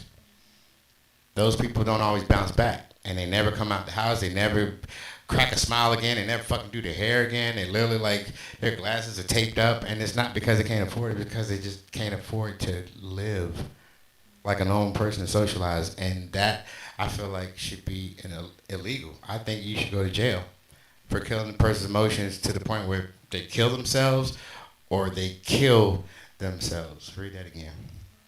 Because people literally commit suicide because they put all this, and this person that they literally are just trying to please and makes them feel like nothing. I feel that.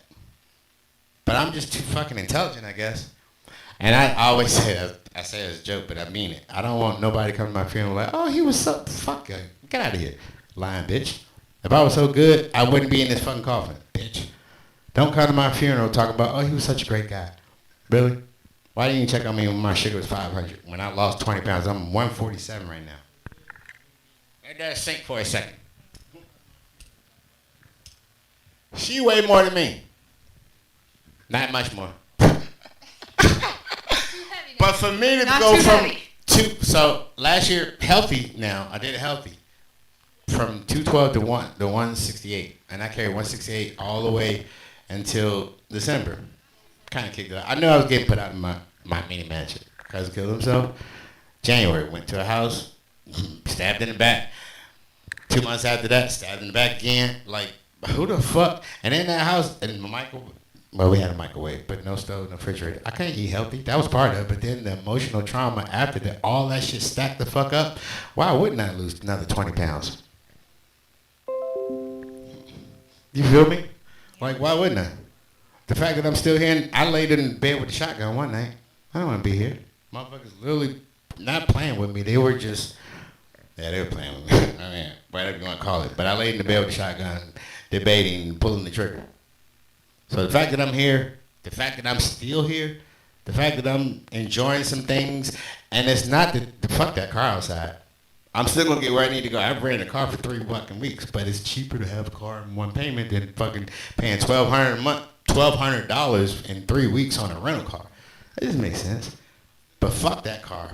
I'm in a fucking hole in the wall that's charging me $1,200 a month. I don't give a fuck about none of that shit. Yes, I want my Camaro back. I want to drop that top, push that button, beep, beep, beep. But I just want people to treat me like something. And they really, they don't care. Even if they did, they just don't care enough to make you on any level of priority. And like, when they get free from you, oh my God, you're the worst thing in the world. Fuck you, blah, blah, blah, blah, blah, blah. Okay. And you know what? Spin the block. I promise it won't be different. It will be different. It will be different. Because I'm building something. And I think that's the problem. Because some people don't know how to build. They're not say they're not intelligent, not say they're not smart. Some people don't know how to fucking build. With people who are about business, with people who don't play, with people who don't need ratchet hood bullshit, with people who literally like, okay, boom, boom, boom. Because you would be surprised at how many people try to make me look stupid. Why? Because I make them look stupid instead of them. Now, I'm going to say they're not stupid, but the difference between now and when I was growing up, I didn't talk back to my elders. I didn't talk back to somebody that I knew what they were doing. You feel me? I sponged the fuck out that shit. That's why I know everything. But I don't know everything. I just know everything that I know. People don't get that part. They don't even let me get to that part. You don't know everything. I do. I just know everything that I know. And if I can master it, I lock that shit in. Contractor, 20 years. Remodel a house single-handedly by myself. You know what that means? Plumbing. That means tiling. That means drywall. That means every fucking thing that puts a house together, I know how to do. Why? Because motherfuckers would show up and fucking leave me hanging. I had to finish their shit. I mastered it, so I don't need you. Get it started. Yeah, come in, ladies, 10 sheets. Put on them one coat. And don't show up tomorrow. I bet you be finished and painted the next day. Don't play with me. Like, I know everything that I know because I don't fuck with shit that I can't master. That's the Cancer in me, I guess. I don't know. Could be the Virgo moon. Could be the Pisces, like, rising. I don't know about the zodiacs. But I know that I know everything. I know how to cook. You've been in my, you probably watching that like, man, fuck that. I ain't gonna be able to make it to another barbecue because I'm gonna be blocked. Maybe, but I'm a bad motherfucker on that grill. I'll fucking cook a whole feast in 4 hours with the sides, with no help. Not a fucking help. People ask me, don't they? I've had people ask, they just want to think they're gonna rush me. No, you can't rush this. I'm systematic. I'm that. I'm him. 3 slabs, smoked in the oven, 28 hot dogs, 30 hamburgers. And double eggs. You know how hard it is to make like 40 double eggs? Single-handedly put a feast together for ungrateful motherfuckers. And I always used to, the 23, it was really beautiful because I would have, I'm putting one bottle out there. Liquor, tequila, that's my shit. Nobody else brought a bottle except for one. They came, they brought bottles. Nobody brought shit. You feel me? All right, no, I'm sorry, 1, 2, maybe 3. In 3 years. I primarily provided, but then I was like, you know what? I'm stopping at the one bottle. I'm not gonna go out and buy another bottle. I just paid $400 at Costco for fucking goddamn this feast. Why I gotta go out and get another bottle? Bring a dish, bitch. Something. I do brakes on cars. I've never paid for a brake job, and now I don't have to because I got fucking goddamn brand new car with all the trimmings. My brake started squealing the other day. I'm going to get new ropes and breeders. Brakes and rotors. I literally, damn, I fucked that up real bad. Brakes and rotors, bitch. And I ain't going to have to touch it. I'm going to literally pull my shit in. They're going to pull it in. I'm going to go sit in the brake room or some shit, go for a walk, come back. I'm going to drive away. You feel me? I know how to do minor repairs on cars. All anything on top of the car. Oh, if a car is like older, engine space, I can fit in there. I can change it. I can do whatever. Not everything. Radiators, yes. Alternators, water pumps, shit like that. You feel me? I know how to. I cook for a celebrity, so like that kind of like stamps my abilities right there. Like, and Vernon Davis, 14-year Hall of Famer, played for the Redskins, played for 49ers, 7-7. He did both. That's actually lucky numbers. There's some sevens in that number. Hey, I'm about to hit 700 million. Watch somebody run with that shit. Hey, buddy, we still friends? No, bitch. But I can run down all the shit that I know. But I literally know enough, more than anybody, that I've been double the lifespan of them. Like, so like at the end of the day, just respectfully, like my whole point is, when I was growing up, I never spitting figuratively speaking, in any adult's face. You've been around longer than me. I'm gonna respect you. Even in jail, like literally, like, oh, hey, I still remember what he said to this day. To be aware is to be alive. Juicy J just came out with a song maybe last year, this year. I don't really know, but he said keep your head on a swivel. Same fucking thing. Pay attention. I didn't, but the girls is where I fall. I make money. I find a place. I got a car. I keep transportation. There's some solid ass friends that I have, but when I actually pursue a woman, I'm like Samson. I sleep and they fucking cut my hair, and I ain't got nothing but all this shit. So it is what it is, right? But I'm getting better. I'm getting better. No, I'm not. Next week, I'm be like, oh my God. But it is what it is. It's not fun, but it's fair. When I actually learn my lesson, then I'll probably flourish, I guess. I don't know. But I don't change. I'm not becoming mean. I'm not shooting game. I don't give a fuck about game. I don't run game. Cards laid down, faced up. Pick one, show you who you is. And then I just fall back until I can find somebody that actually has the character to not ever harm a soul. That's not one I need. I need the one that, like, won't harm a soul. That, like, see a snail, like, oh my God, let me help you and put you back on the leaf. That's the one, because I'm not going to hide who I am. If you can't love me the way I am, you can't love the fact that I will cook for you, bring it to you. You never have to cook if you don't want to. I like cooking. I like serving. You ain't have to clean. I clean too. Just be there. If you can't understand that and you can't respect that, then go over there and suck a cactus dick. You know? I mean, but that's choice. That's choice. Everybody got their choice. My choice is I will not become an asshole. I will not become an abuser. I will not play games. I'm going to be hunted, and I'm going to literally, everything I got is yours. And you pick and choose what I get. At the end of the day, but you got to be fine for that shit. You can't be no ugly bitch. No, for real. Like, I remember, was it Chris Rock? He said something on the lines of that. He said, pretty girls, yeah, they get away with a lot. Ugly girls, you probably better read a book. You might need to read two. That's so funny, but honestly, so true. But beauty's in the eye of the beholder. I'm not calling anybody ugly, because I want the best. I'm sorry, that's just my taste. I want to roll over and be like, damn, we fine. But I'm shallow, yeah. But at the end of the day, if your character don't match, you ugly as fuck. I could give two fucks. How you could be Halle Berry. I said this before. You could be Halle Berry. Everybody wanted Halle Berry. Bro, when she did Monster Ball and showed them tatas, we were waiting our whole lives for that. But they paid fucking big for that. That was like, I think she got $1 million just for that scene. Just for that scene. At the end of the day, if Halle Berry was a mean, evil, low down bitch, you ugly as fuck. I don't care about your looks past your character. Your character and your soul and your heart and how you treat people, that keeps your look glowing brighter.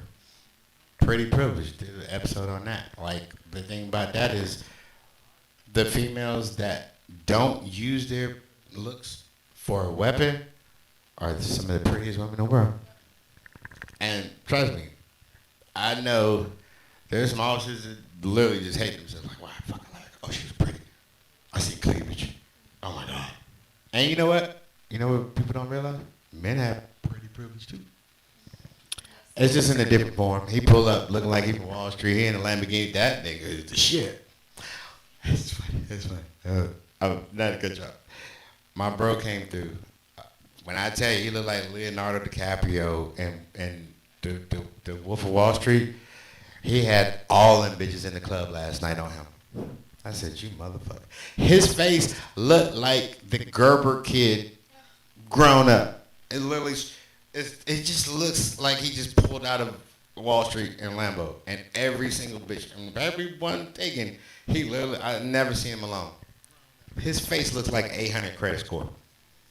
Dang. Not to say that it is. His face looks like an 800 credit score. He's him. He's him. Yes. Him. I was like, bro, say something for the rest of us. He said, nah, I'm not gonna take them all. He took them all. I kept a bitch on him. I mean, white, black, Jamaican, he didn't give a fuck. He was pretty motherfucker. That bitch was all over. He might have been the only white boy there. Maybe that's why. Oh, we got some different. Got some light meat. Got the other white meat. The real white meat. Nah, he's cool as shit. He's humble as fuck. But he came in on a humbug and he ended up staying and fucking stayed till close. He loved that place.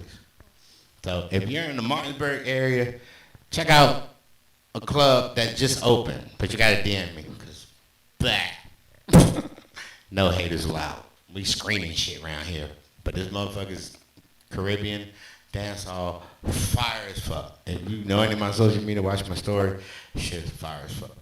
So, but man, player came out of retirement and literally like we marathon this bitch. Did you enjoy yourself? I did. I had a good time. And this is your first time on a podcast. This is my first time ever doing a podcast. And hopefully not the last. And the chemistry, the vibe. That part. Hell yeah. That part. I already knew what it was gonna be because solid. You motherfuckers, get your life together. So, but we gonna end this, and I feel pretty good that there's gonna be another one soon, like soon. So, if you have not subscribed yet, and I'm saying like, if you subscribe, then the notifications let you know when I'm going live, and you can also keep up with scheduled shows coming up. And I'm giving you my word. My next show is not gonna be like. It's not gonna be like happy, but it's not gonna be depressing. Unless you're just a depressing person and it's like, yeah, that was funny, but it wasn't that funny. Like, whatever, it doesn't matter. But the next show is gonna be funny. So, hopefully, we can get that done in the next few days or before the week's out. But more shows coming, and then I'm gonna get back to popping them out because it's my therapy. It makes me feel good. Thank y'all for joining. Thank you for tuning in. Until next time, this is Babu Speaks. Like to thank my guest, Tasha. Damn. Sometimes you just don't need to know your friends' name to know they're your friends. But not like that.